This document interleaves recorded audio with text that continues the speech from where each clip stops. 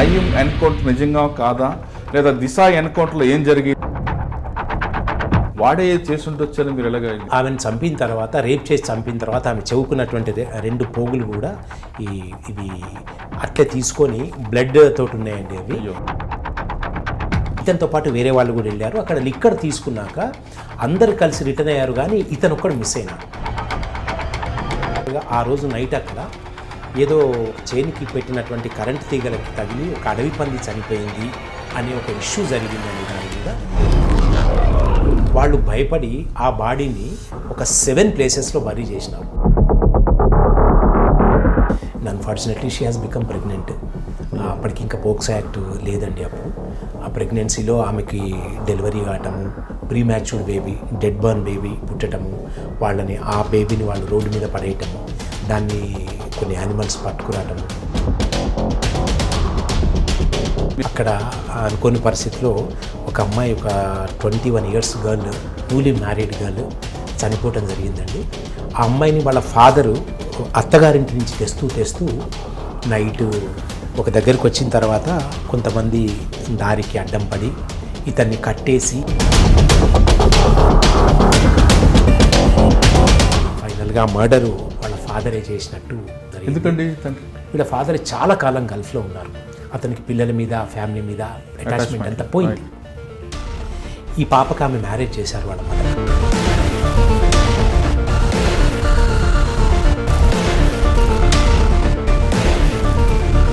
Welcome to crime diaries. ఈ వారం మన guest one of the best investigation officer K Rajasekhar Raju garu, CI Korutla, Jagtial జిల్లా, Telangana state. Rajasekhar రాజు గారికి ది బెస్ట్ ఇన్వెస్టిగేషన్ ఆఫీసర్ అంటూ చాలామంది చెప్తుంటారు. ఎందుకంటే ఆయన ఫస్ట్ కెరీర్ నుంచి కూడా ఆదిలాబాద్లో స్టార్ట్ అయినప్పటి నుండి ప్రతి కేసులో కూడా ఓపిక్గా ఇన్వెస్టిగేషన్ చేయడం, ఎప్పుడో మూలపడిన కేసును కూడా ఇన్వెస్టిగేషన్ చేసి ఆ కేసులో బ్రేక్ త్రూ తేవడం అనేది ఆయనకు ఒక ప్రత్యేకత. అంటే ఇన్వెస్టిగేషన్ చేయడం అనేది ఆయనకు ఒక ప్యాషన్. ఆ స్కిల్స్ ఎక్కువగా యూజ్ చేస్తూ ఇక్కడ గతంలో జరిగిన కేసులను కూడా ఆయన ఖచ్చితంగా దాని మీద ఫోకస్ చేసి ఆ కేసు ఎందుకు బ్రేక్ త్రూ రాదు అంటూ దాని కోసం నెలలు కూర్చొని ఆ కేసు బ్రేక్ త్రూ తీసుకొస్తారు. ప్రొబేషన్ టైంలోని ఆయన మంచి కేసులు చేయడంతో అప్పుడులోని సీనియర్ ఆఫీసర్ అతనికి ఏఎస్ఆర్లో మంచి గుడ్ ఆఫీసర్స్ అని కూడా రాశారు. ఆ ఇన్వెస్టిగేషన్లో one of the best investigation officer అని పేరు పడడంతో ఇటీవల తెలంగాణ రాష్ట్రం జరిగిన నయీం ఎన్కౌంటర్తో పాటు దిశ ఎన్కౌంటర్లో ప్రభుత్వం ఏర్పాటు చేసిన సిట్లో కూడా ఆయనకు ఒక పొజిషన్ ఇచ్చారు. అంటే ఆయన కూడా సిట్లో ఇన్వెస్టిగేషన్ చేస్తూ అసలు కేసులు ఎలా జరిగాయి, నయీం ఎన్కౌంటర్ నిజంగా కాదా, లేదా దిశ ఎన్కౌంటర్లో ఏం జరిగింది అనే వాస్తవాలు వెలుగు తీయడంలో సిట్ ప్రధాన పాత్రలో కూడా ఆయన పోషిస్తున్నారు. ఈ వారం మన గెస్ట్ రాజశేఖర్ రాజు గారు. రాజశేఖర్ రాజు గారిని అడిగి, ఒక పోలీస్ ఆఫీసర్ ఇన్వెస్టిగేషన్ చేయాలంటే ఏం స్కిల్స్ ఉండాలి, ప్యాషన్ ఎందుకు తీసుకోవాలి, వాటితో పాటు ఆయన బెస్ట్ ఇన్వెస్టిగేషన్ ఆఫీసర్తో కాకుండా ఆయన ఆదిలాబాద్, కరీంనగర్, వరంగల్ పనిచేస్తున్నప్పుడు ఆయన దగ్గర కూడా ఎక్స్చేంజ్ ఆఫ్ ఫైర్స్ జరిగాయి. అయితే ఆ ఎక్స్చేంజ్ ఆఫ్ ఫైర్ అంటే ఇష్టమా, లేదా ఎక్స్చేంజ్ ఆఫ్ వార్ అంటే ఇష్టమా, క్లాసికల్ ఎన్కౌంటర్ అంటే ఇష్టమా, లేదా బంపింగ్ ఎన్కౌంటర్ ఇష్టమా, ఆయన అడిగి తెలుసుకుంది. రాజశేఖర్ రాజు గారు నమస్తే అండి. Sir good morning sir. మళ్ళీ గారు. రాజశేఖర్ రాజు గారు, సాధారణంగా మీరు ఆదిలాబాద్లో మీ కెరీర్ ప్రారంభమైనప్పుడు ఇప్పుడు పీక్ మూమెంట్ ఉంది. అవును. పీక్ మూమెంట్ ఉన్నప్పుడు ప్రతి ఆఫీసర్ కూడా ఉదయం నుంచి రాత్రి వరకు దినదిన గండం దీర్ఘాయుష్మానుభవ అన్న టైంలో మీరు అడవుల్లోకి వెళ్తూ ఎక్స్చేంజ్ ఆఫ్ ఫైర్ చేయడం కాకుండా ఇన్వెస్టిగేషన్ పార్ట్ వైపు కూడా మీరు ఎక్కువగా మొగ్గు చూపడం అనేది ఒక ప్లస్ పాయింట్గా చెప్పుకోవాలి. ఎందుకంటే ఆ టైంలో ప్రతి ఆఫీసర్ కూడా కానిస్టేబుల్ దగ్గర నుండి ఎస్పీ వరకు ఎక్కువగా మూమెంట్ కంట్రోల్ వాటి మీద ఎక్కువ ఫోకస్ చేసేవారు. దాన్ని ఇటు పర్సనల్ కేసులు కానీ లేదా 302 కానీ ఇటువంటి ఇన్వెస్టిగేషన్ పార్ట్లో కొంచెం జాప్యం ఉండేది. ఎందుకంటే అప్పుడు సిచ్యువేషన్ ఆ విధంగా డిమాండ్ అయ్యేది కాదు. కానీ మీరు ఒకవైపు ఎక్స్చేంజ్ ఆఫ్ ఫైర్ చేసుకుంటున్నారు, మరోవైపు పాత కేసులను కూడా తీసి తవ్వి వాళ్ళని పట్టుకొని లోపడేయడం అనేది మీ రికార్డులు చెప్తున్నాయి.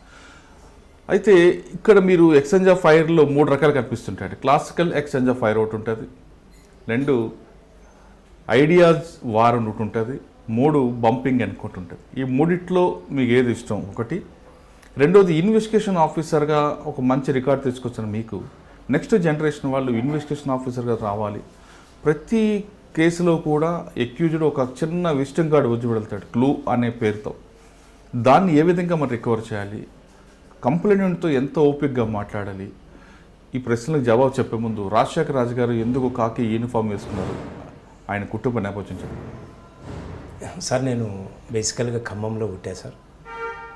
మంచి స్పోర్ట్స్మెన్ని, అటు ఇటుకు ఒక 14-15 ఇయర్స్ స్టేట్ బాస్కెట్బాల్కి రిప్రజెంట్ చేసిన. ఆ తర్వాత జరిగిన క్రమంలో ఎడ్యుకేషను, ఆ తర్వాత ఉస్మానియా యూనివర్సిటీలో చదువుకోవడం జరిగింది. ఈ క్రమంలోనే నాకు సీనియర్స్ అయినటువంటి 89 బ్యాచ్, పర్టికులర్గా 89 బ్యాచ్ ఆఫీసర్స్ని చూసినప్పుడు ఖమ్మం టౌన్లో చాలా ప్యాషనేట్గా అనిపించేది. ఓ పోలీస్ ఆఫీసర్ కావాలనేటటువంటి ఆలోచన ఉండేది. అప్పుడు ఎవరో 89 బ్యాచ్ మిమ్మల్ని ఉన్నారు సార్. అప్పట్లో దక్షిణమూర్తి గారు ఉన్నారు, రాజేంద్ర ప్రసాద్ సార్ ఉన్నారు. వాళ్ళంతా మా నైబర్స్ సార్. తర్వాత వరంగల్ వచ్చిన తర్వాత ఈ దయానంద్ రెడ్డి సార్ వాళ్ళని చూసినాము. సో వీళ్ళని చూసినప్పుడు చాలా ప్యాషనేట్గా అనిపించేది డిపార్ట్మెంట్లోకి రావాలని. ఆ ఆలోచనతో ఉస్మానియాలో ఉన్నప్పుడు ఎగ్జామ్ అపేర్ కావటం, సెలెక్ట్ కావటం జరిగింది సార్. ఓకే, అంటే మీ నాన్నగారు అమ్మగారు? మా ఫాదర్ టీచర్ సార్ బేసికల్గా. ఆ లైన్లో కూడా కొంతకాలం ప్రయత్నం జరిగింది, బట్ నేను అడ్జస్ట్ కాలేకపోయినా. అంటే టీచర్ కాకుండా ఏదైనా కర్ర పట్టుకుందని వచ్చారు, అక్కడ టీచర్ అయితే బెత్తం, ఇక్కడైతే లాఠీయేనా? అదేం లేదు సార్, అట్లని కాదు. బట్ ఎందుకు అంటే ఆ ఫిజికల్ ఫిట్నెస్ ఒకటి, ఇది డిపార్ట్మెంట్ వైపు వెళ్తే బాగుంటుంది అనేటటువంటి ఆలోచన ఉంది సార్. అంటే ఫస్ట్ మీరు అపోలో ట్రైనింగ్ అయి ఉంటారు. ట్రైనింగ్ అవుతున్న తర్వాత మీకు ప్రొఫెషనల్ రేస్కి ఎక్కడ పోస్టింగ్ ఇచ్చారు? అప్పుడు ఉన్న పరిస్థితి ఏంటి సార్? 97 అప్పాలో ట్రైనింగ్ అయిన తర్వాత ఆదిలాబాద్ డిస్ట్రిక్ట్ శ్రీరాంపూర్లో ప్రాక్టికల్ ట్రైనింగ్ చేసిన సార్. ఆ తర్వాత మహారాష్ట్ర బార్డర్లో ఉన్నటువంటి వాంకిడి పోలీస్ స్టేషన్లో మొట్టమొదటి పోస్టింగ్ ఇవ్వడం జరిగింది. ఒకసారి వాంకేడు అనగానే మహారాష్ట్ర మధ్యలో గోదావరి ఆ ప్రాంతం అంతా కూడా అప్పుడు కూడా నక్సల్స్ మూమెంట్ చాలా తీవ్ర స్థాయిలో ఉండేది సార్, చాలా తీవ్రంగా ఉండేది. అటు మహారాష్ట్ర ఈ వాంకిడిని ఆనుకొని అవతల రాజురా డిస్ట్రిక్ట్, చంద్రాపూరు, బలాడ్షా, తర్వాత మాణిక్ గారు, మెటిందాని, ఇవన్నీ కూడా చాలా తీవ్రంగా thick forest area sir. Movement కూడా చాలా తీవ్రంగా ఉండేది అప్పుడు 98-99లో. అంటే మీరు అప్పుడులో సీనియర్ ఆఫీసర్తో కలిపి ఎంతకాలం కోంబింగ్ చేసేవారండి? ఇన్ని గంటలు? అది జనరల్గా సార్ 3 days 4 days అట్లా ఉండేది కోంబింగ్ ఆపరేషన్స్. అప్పుడు ఒక నైట్ డ్రాప్ అయితే ఒక 2-3 nights 2-3 days అట్లా కోంబింగ్ ఆపరేషన్స్ ఉండేవి సార్.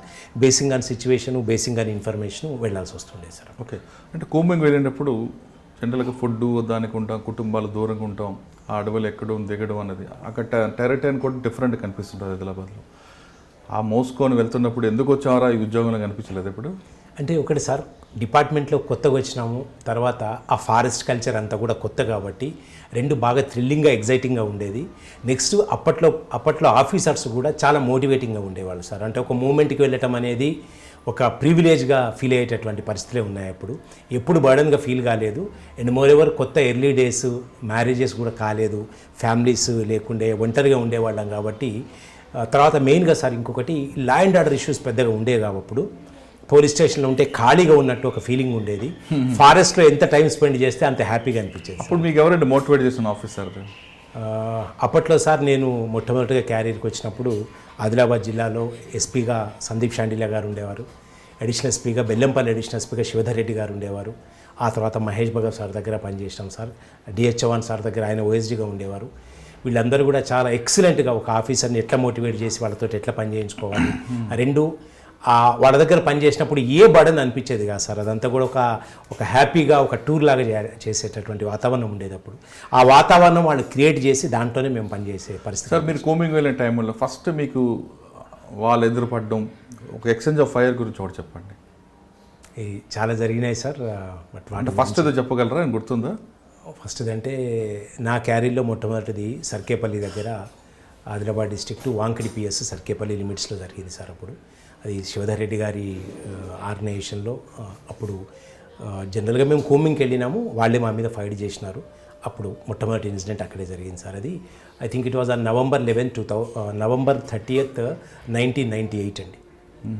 నా ఫస్ట్ ఆపరేషను, ఫస్ట్ టైం నేను ఫారెస్ట్లోకి వెళ్ళటం, మొట్టమొదటి ఇష్యూ జరిగింది కాబట్టి బాగా గుర్తుండిపోయింది. అచ్చా, ఎన్ని బాడీస్ పడ్డాయి అన్నట్టు? నో కామెంట్ అండి.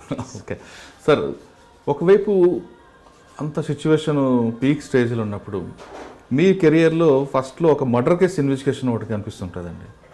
ఆ కేసు గురించి చెప్పండి అసలు. ఇదే అండి, September 98లో జరిగినట్టుందండి.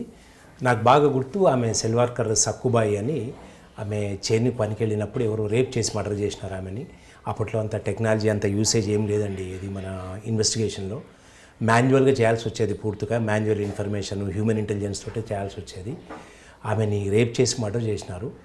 ఆ కేసు అప్పట్లో నేను ప్రొబేషనరీ ఎస్ఐని, బట్ లక్కీగా అప్పుడు ఆగయ్య గారని ఒక సిఐ ఉండేవారండి. ఆయన Asifabad CI. He was very kind enough. ఇన్వెస్టిగేషన్లో చాలా లిబర్టీ ఇచ్చేవారు సారు. దాంట్లో అప్పట్లో అఫెన్స్ జరిగినటువంటి నేచరు, ఆమె ప్రొఫైల్ అదంతా చూసిన తర్వాత ఎవరో ఒక సెక్సువల్ పర్వర్ట్ చేసినట్టు అనిపించిందండి. ఆ వాంకిడిలో ఉన్నటువంటి, వాంకిడి చిన్న విలేజ్, వాంకిడిలో ఉన్నటువంటి ఓల్డ్ రికార్డ్స్ అన్ని తీసి చూస్తే దాంట్లో ఆ అక్యూజర్ ఎవరైతే ఉన్నారో ఒక 4-5 ఇయర్స్ క్రితం అక్కడ ఒక 6 ఇయర్స్ పాప మీద అతను సెక్సువల్ అసాల్ట్ చేయడం జరిగింది. ఎందుకు అనిపించింది ఇది కూడా అతని పనేనని దాని మీద వర్కౌట్ చేసి ఒక 3-4 డేస్లో ఆ కేసు డిటెక్ట్ చేయడం జరిగిందండి.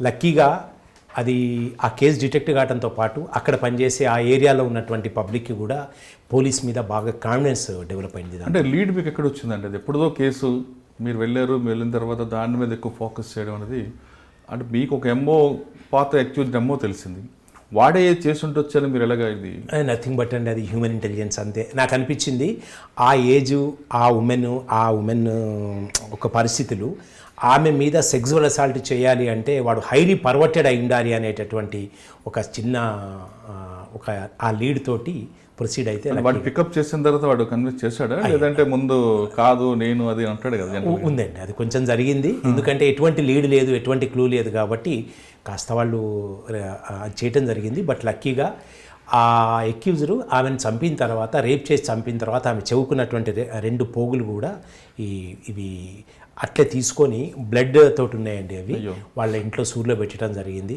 వాటిని రికవరీ చేయటం రాత్రి 2-2:30 టైంలో వాడు కన్ఫెస్ అయిన తర్వాత వాటిని రికవరీ చేయడం చాలా థ్రిల్లింగ్ అనిపించింది. అల్టిమేట్లీ ఆ కేసు క్యారీలో మొట్టమొదటి మర్డర్ కేసు అండి నేను చూసింది. అది డిటెక్ట్ కావటం అంటే ఆఫీసర్స్కి కానీ, నాకు పర్సనల్గా కానీ, పబ్లిక్లో కానీ చాలా సంతోషంగా అనిపించింది.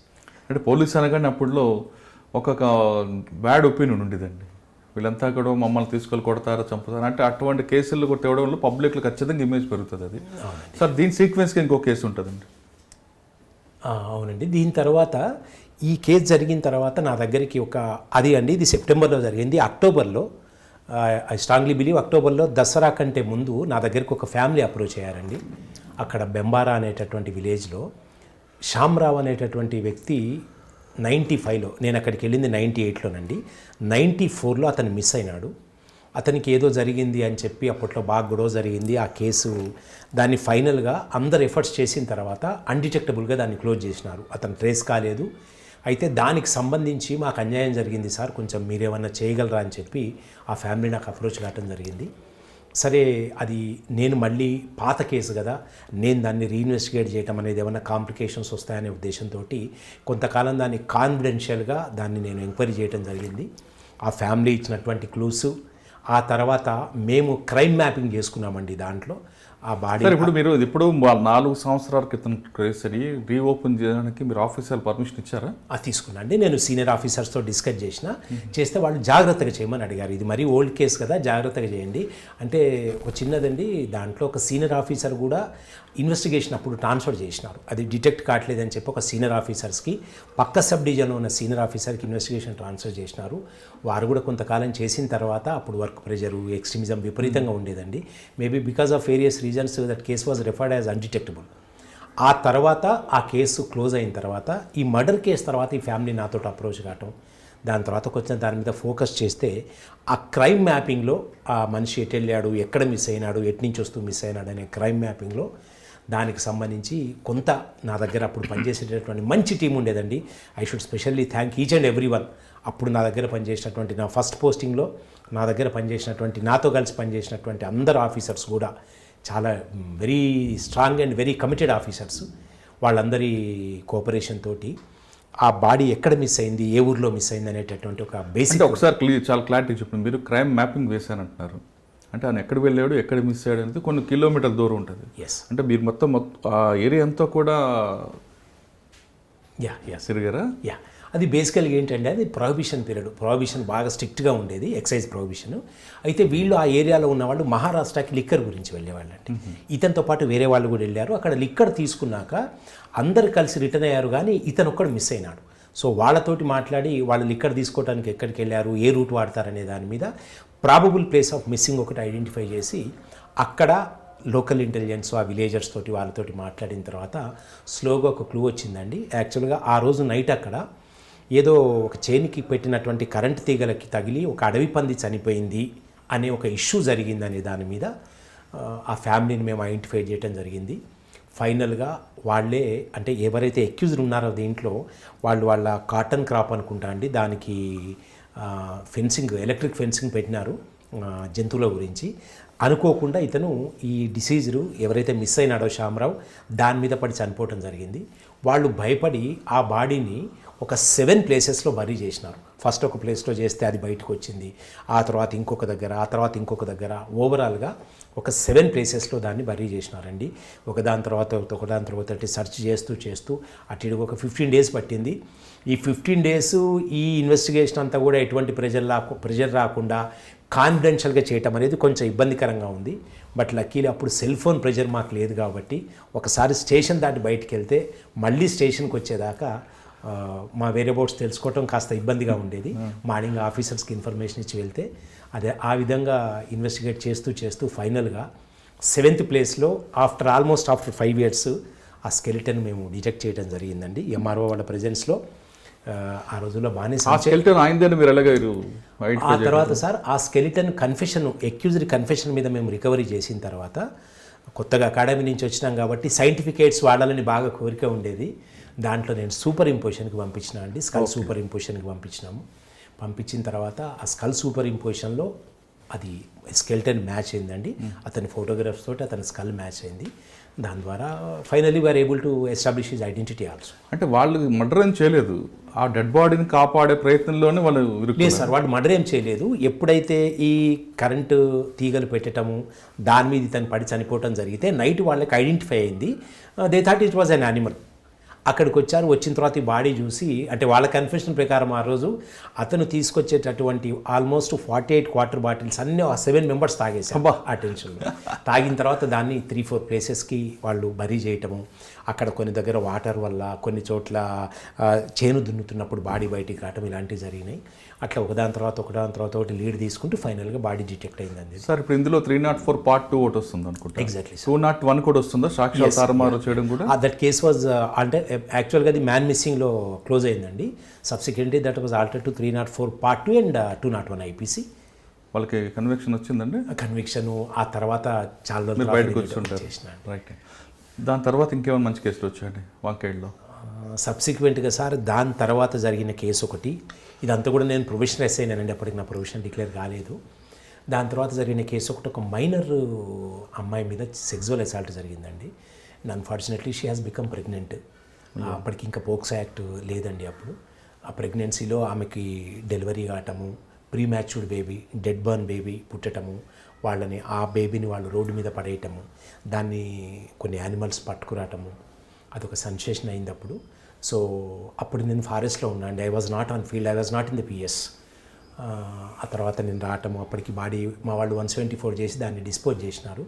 ఎందుకో నాకు మనసు ఒప్పలేదు. ఆఫీసర్లను అడిగి బాడీ ఎగ్జిమేట్ చేయించి ఎంఆర్ఓ గారితో దాన్ని ప్రిజర్వ్ చేయించి ఫీమర్ అది ప్రిజర్వ్ చేయించినామండి DNA గురించి.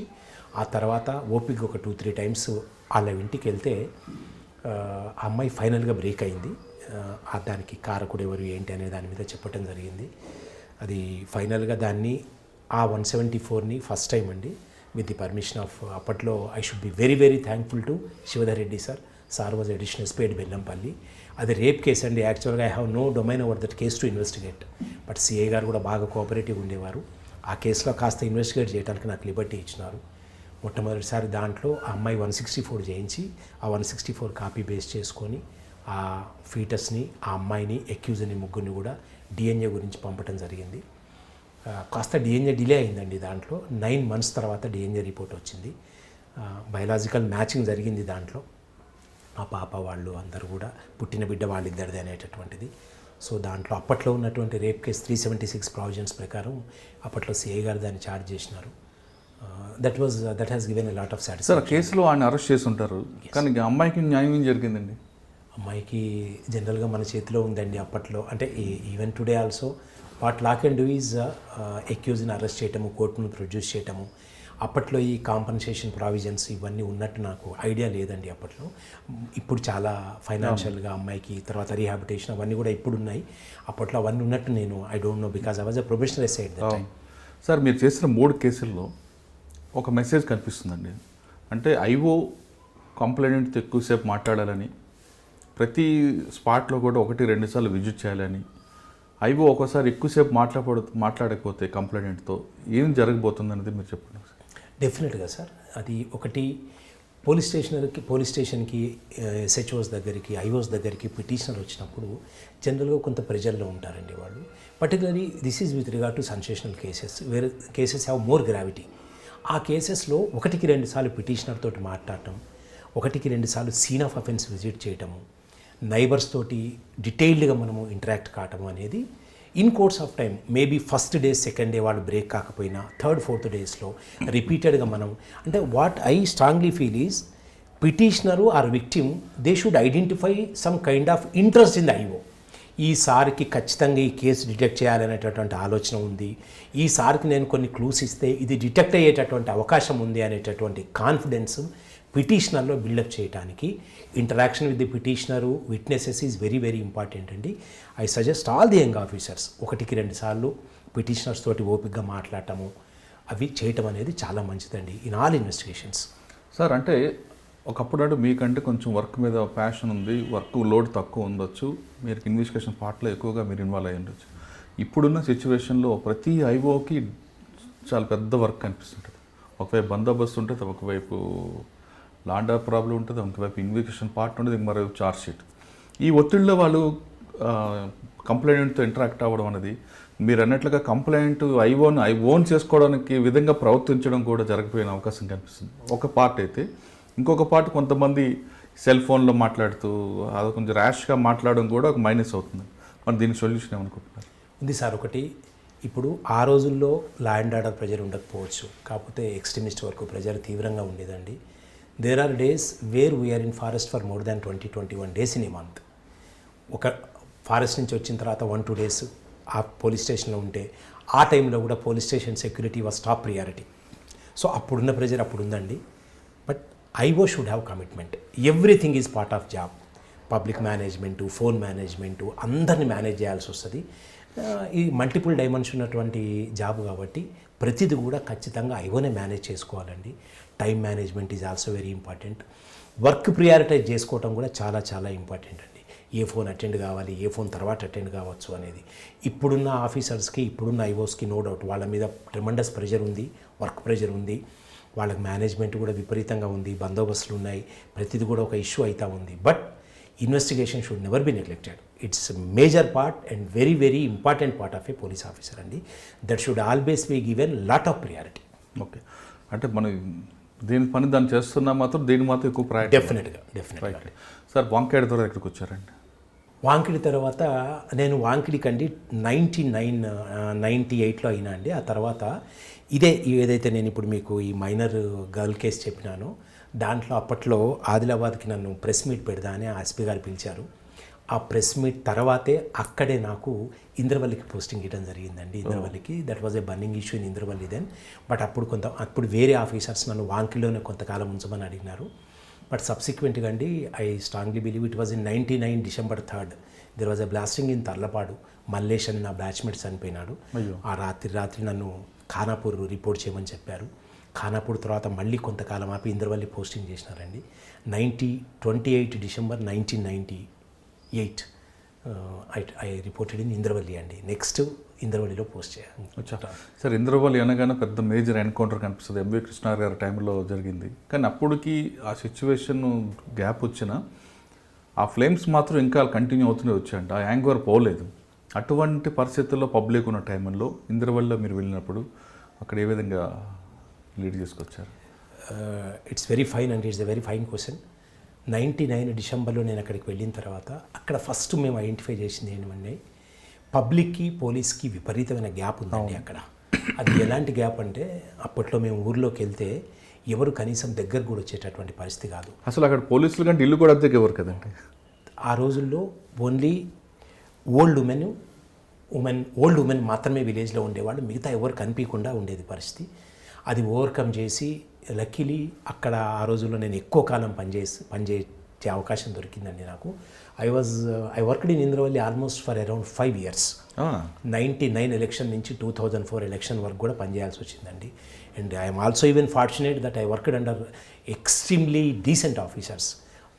Sandeep Shandilya sir, Mahesh Bhagwat sir, DH Chavan sir, వీళ్ళ యొక్క సూపర్విజన్లో, వీళ్ళ లీడర్షిప్లో పనిచేయాల్సి వచ్చింది. చాలా లిబర్టీ ఇచ్చినారండి వాళ్ళప్పుడు.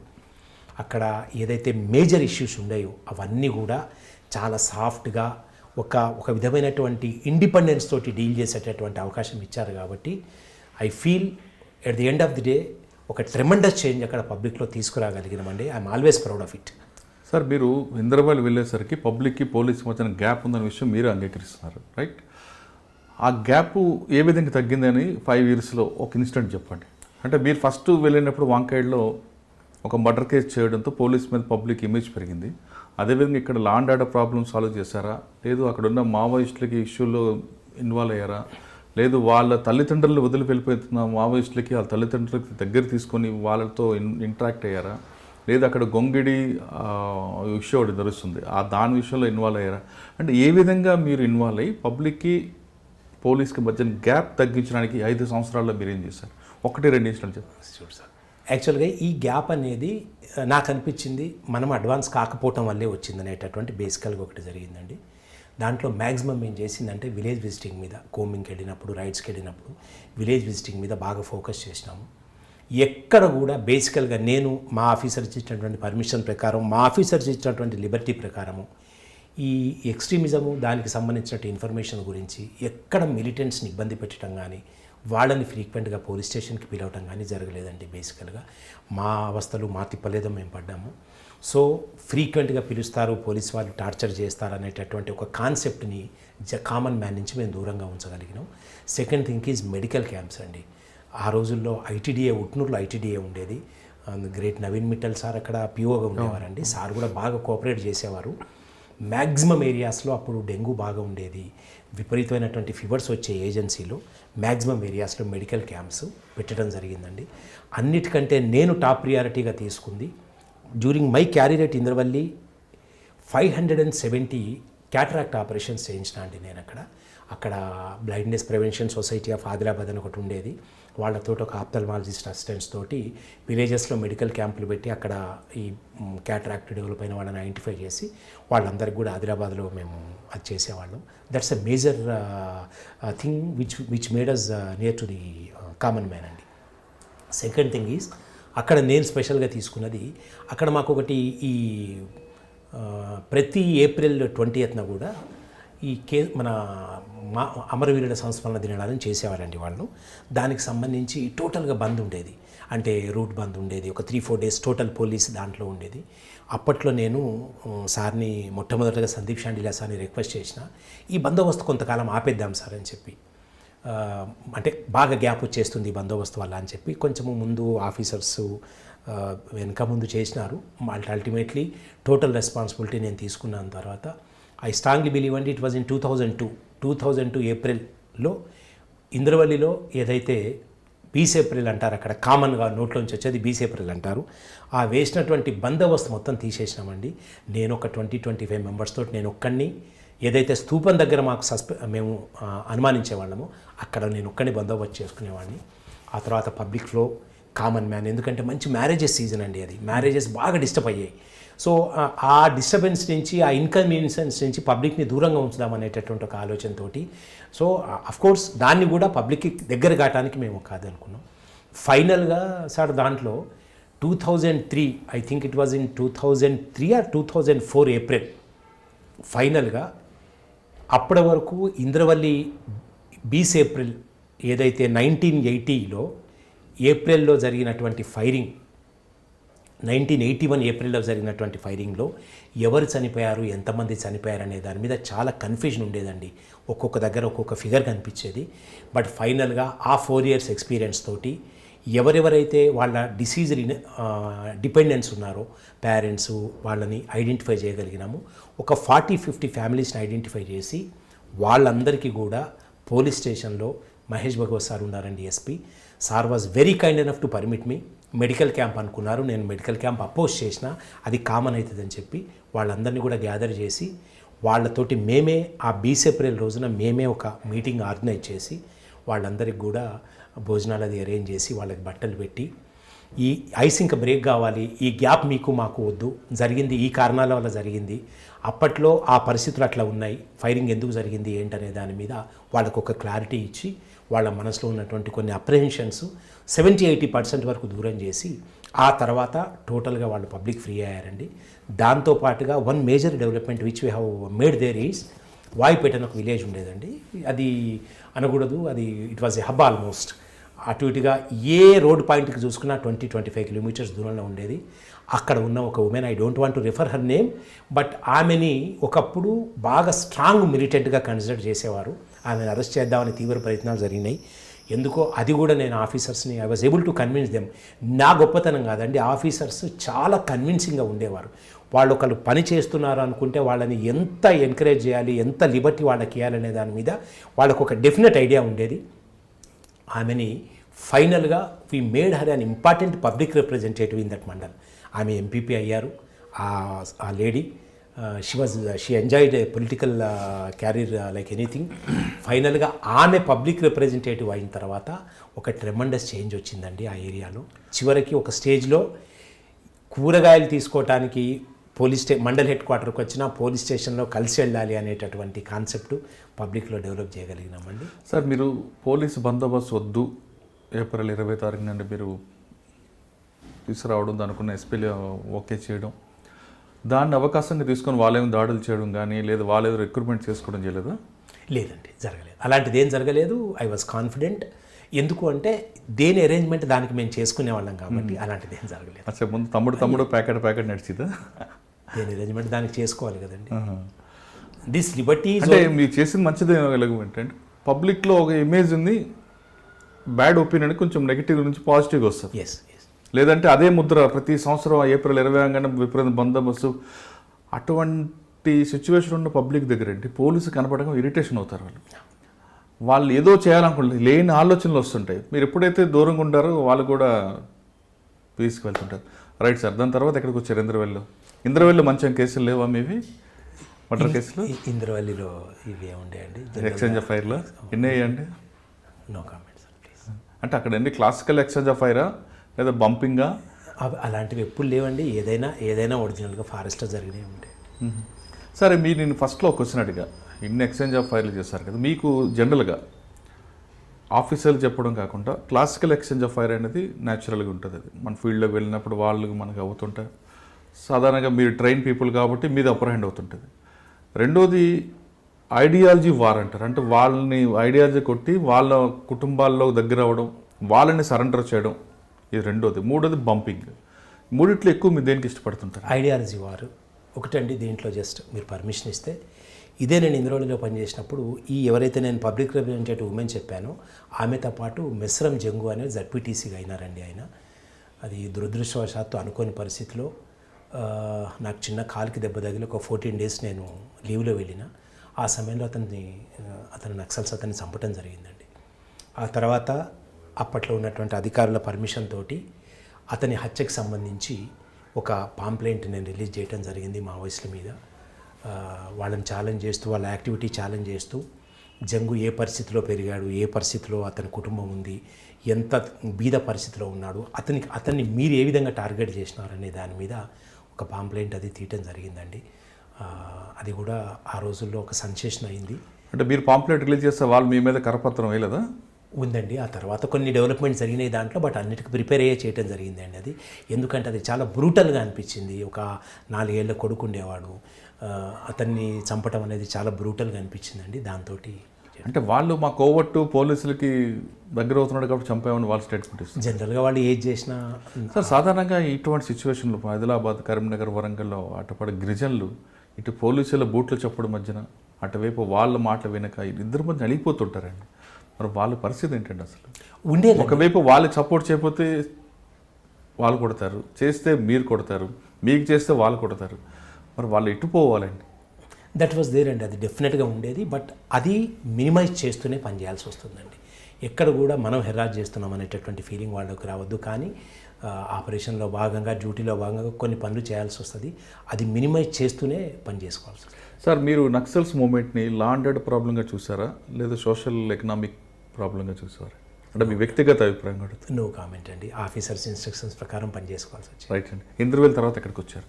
ఇంద్రవల్లి తర్వాత నేను అనుకోని పరిస్థితిలో ఒకసారి ఇంద్రవల్లి నుంచి ఆదిలాబాద్ 1 టౌన్కి వెళ్ళానండి. I was there for a short period 3 months. మళ్ళీ అక్కడి నుంచి ఇంద్రవల్లి వెళ్ళిన, మళ్ళీ అక్కడి నుంచి ఆదిలాబాద్ 1 టౌన్కి వచ్చి అక్కడే దొరుకుతున్నారా? ఈ షఫలింగ్స్లో కాస్త నాకు ఇబ్బంది అనిపించి నేను 2004 సెప్టెంబర్లో ఇంద్రవల్లి నుంచి ఆదిలాబాద్ నుంచి వరంగల్ రావడం జరిగింది. ఆహా. అక్కడ కూడా అప్పటికి 2004 ఉంటే ఆ వరంగల్లో కూడా కొంచెం పీక్ టైం ఉంది. Peak time. అక్కడ ఎక్కడెక్కడ చూసారండి వరంగల్? ఇంద్రవల్లిలో మొట్టమొదటి ఒక 9 months నేను నర్సింగ్పేట అని మైబాద్ డివిజన్లో చేసిన అండి, వరంగల్. ఆ తర్వాత కేసముద్రంలో చేసిన, కేసముద్రం తర్వాత ఏటు నాగారం దగ్గర మంగపేట ఒక 3.5 years చేసిన, అక్కడి నుంచి ఇన్స్పెక్టర్గా. అచ్చా. అంటే ఈ వరంగల్ జిల్లాలో 3 పోలీస్ స్టేషన్లు పనిచేస్తున్నప్పుడు అక్కడ మూవ్మెంట్ ఏ విధంగా ఉండేది? దాన్ని కంట్రోల్ చేయడానికి ఎన్ని ఎక్స్చేంజ్ ఆఫ్ ఫైర్లు చేస్తుంటారు? లా అండ్ ఆర్డర్ ప్రాబ్లం ఏ విధంగా సార్ట్అవుట్ చేసుకొచ్చారు? అక్కడ మొట్టమొదటి పోస్టింగ్లోనండి యాక్చువల్గా అక్కడ పనిచేసిన బేసికల్గా అదంతా ప్లేన్ ఏరియా, నేను పనిచేసిన ఏరియా మొట్టమొదటి పోస్టింగ్. బట్ ఆపరేషన్స్ నిమిత్తం ఎక్కువగా ఫారెస్ట్ ఏరియాలోనే ఉండాల్సి వచ్చేదండి. అప్పుడు చాలా ఎక్స్పర్ట్స్ ఉండేవాళ్ళు వరంగల్లో. నేను కొత్తగా వెళ్ళినా కొంత ఇబ్బంది పడ్డా వరంగల్లో, ఎందుకంటే ఆ నెట్వర్క్ ఉండేది కాదు, అది కొంచెం ఇబ్బంది పడ్డా. అదే సార్, ఇప్పుడు ఒక క్వశ్చన్ అడుగుతా. మీరు ఆదిలాబాద్ జిల్లాలో ఎక్కువ కాలం పనిచేస్తారు, మీకు ఇన్ఫర్మేట్ నెట్వర్క్ వస్తుంది. ఇక్కడ కొత్త ప్లేన్ ఏరియాకి వచ్చారు, వరంగల్ జిల్లా. ఇక్కడ మీకు ఇన్ఫర్మేషన్ ఇన్ఫార్మర్స్ అది డెవలప్ చేయడం కష్టం కదా, మరి మీరు ఏ విధంగా దాన్ని? టైం పడుతుందండి. ఏ ఆఫీసర్ కన్నా కొత్త ప్లేస్లో వెళ్ళి అడ్జస్ట్ చేసి పనిచేయాలంటే కొంత టైం పడుతుందండి. ఆ టైంతో పాటు కమిట్మెంట్, హార్డ్ వర్క్ కూడా అవసరమైతే. అప్పుడు వరంగల్లో మీకు ఎంకరేజ్ చేసే ఆఫీసర్స్ ఎవరు ఉండేవారండి? లక్కీగా అండి, నేను ఆదిలాబాద్లో ఉన్నప్పుడు Stephen Ravindra sir Bellampalli additional SP ఉన్నారండి. నేను వరంగల్ వెళ్ళిన తర్వాత సార్ అక్కడికి ఎస్పీగా వచ్చినారు. ఆ సారు, దాని తర్వాత సౌమ్య మిశ్రా మేడం వచ్చినారు, సజ్జనార్ సార్ వచ్చినారు, షానవాజ్ ఖాసిం సార్ వచ్చారు. వీళ్ళందరూ కూడా అండి లక్కీగా వీళ్ళందరి బ్లెస్సింగ్స్ తోటి నేను సక్సెస్ కాగలిగినానే అనుకుంటున్నాను. అంటే వరంగల్లో 3 పోలీస్ స్టేషన్లో మీ అచీవ్మెంట్ చెప్పండి, 1, 2. ఇప్పుడు ఆదిలాబాద్లో ఏ విధంగా ఉన్నాయో ఆ విధంగా. అంటే కేసముద్రము, నర్సీలపేట ఇట్ హ్యాస్ నో ప్రియారిటీ అండి. అక్కడ ఆఫీసర్స్ కూడా నన్ను ఎక్కువ కాలం ఉంచడానికి ప్రయత్నం చేయలేదు అక్కడ. ఆ తర్వాత కేసముద్రంలో పనిచేసిన. కేసముద్రము కొంచెం ఇండస్ట్రియల్ ఏరియా అండి, దాంతోపాటు ఈ స్ప్లింటర్ గ్రూప్స్ బాగా ఉండేవి అక్కడ. ఫైనల్గా ప్రాపర్టీ అఫెన్సెస్ అవి కూడా ఉండేవి కేసముద్రంలో. మార్కెట్ ఉండేది, కొంచెం ఇబ్బందికరంగానే ఉండేది వాతావరణము. అన్నీ కూడా ప్రాపర్గా హ్యాండిల్ చేసినామండి సీనియర్ ఆఫీసర్స్. దాంతో ఆ కేసముద్రంలో ఉన్నప్పుడు రికవరీస్ అవి కూడా బాగానే ఉండేవి. చెప్పుకోదగినవి, చెప్పలేనివి చాలా. సార్ నర్సంపేట చేశానంటున్నారు కదా, అక్కడ కొంచెం ప్యాక్షన్ కనిపిస్తుంటుంది. అంటే నేను నర్సంపేట సిఐగా వెళ్ళినా అండి. నర్సంపేట డివిజన్లో గూడూరుకి నేను ఫస్ట్ ప్రమోషన్ తర్వాత కొంతకాలము వరంగల్ DCRBలో పనిచేసి అక్కడి నుంచి సిఐగా వెళ్ళినా అండి. అంతకుముందు నేను ఎస్ఐగా చేసింది నర్సింహులపేటలో. అది కూడా ఫ్యాక్షనల్ విలేజర్ అండి. లా అండ్ ఆర్డర్ ప్రాబ్లం తీవ్రంగా ఉండేది నర్సింహులపేటలో. బట్ అది కూడా యంగ్ ఏజ్, తర్వాత ప్రెజర్స్ ఉండేవి కావు, ప్రెజర్స్ ఫీల్ అయ్యే వాళ్ళం కాదు కాబట్టి పర్ఫెక్ట్గానే. సార్ లా అండ్ ఆర్డర్ ప్రాబ్లంలో మీ యాటిట్యూడ్ ఏ విధంగా ఉంటుందండి? ఇప్పుడు ఒక ఎగ్జాంపుల్ అడుగుతా. మీరు రోడ్డు మీదకి వస్తారు, ఎవడో ఆకతాయి కనిపిస్తాడు, ఏదో కామెంట్ చేస్తుంటాడు, వాడిని అక్కడే పట్టుకొని పనిష్మెంట్ ఇస్తారా, లేదా స్టేషన్ తీసుకొచ్చి పనిష్మెంట్ ఇస్తారా, లేదా అక్కడే సోషల్ పనిష్మెంట్ ఇస్తారా? బిగినింగ్లో కొంత ఉండేదండి, ఆ ఇన్స్టింక్ట్ ఉండేది, ఫెరోషియస్గా ఉండేది. ఏదైనా జరిగితే ఇమ్మీడియట్గా దానికి ఒక ఇమ్మీడియట్ జస్టిస్ చేయాలనేటటువంటి ఆలోచన ఉండేది. బట్ రాను రాను లీగల్ ప్రొవిజన్స్ అన్నీ కూడా చూసుకోవాలి కాబట్టి మారుతున్నటువంటి పరిస్థితులకు అనుగుణంగా మారాల్సి వస్తుంది కదా. ఓకే. అంటే ఈ 3 పోలీస్ స్టేషన్లో మీ బ్రేక్ త్రూ వచ్చిన కేసులు కనిపించాయండి? అంటే నాకు ఇన్స్పెక్టర్ గూడూరుగా మంచి కేసెస్ అయినాయండి, చాలా మంచి కేసెస్ అయినాయి.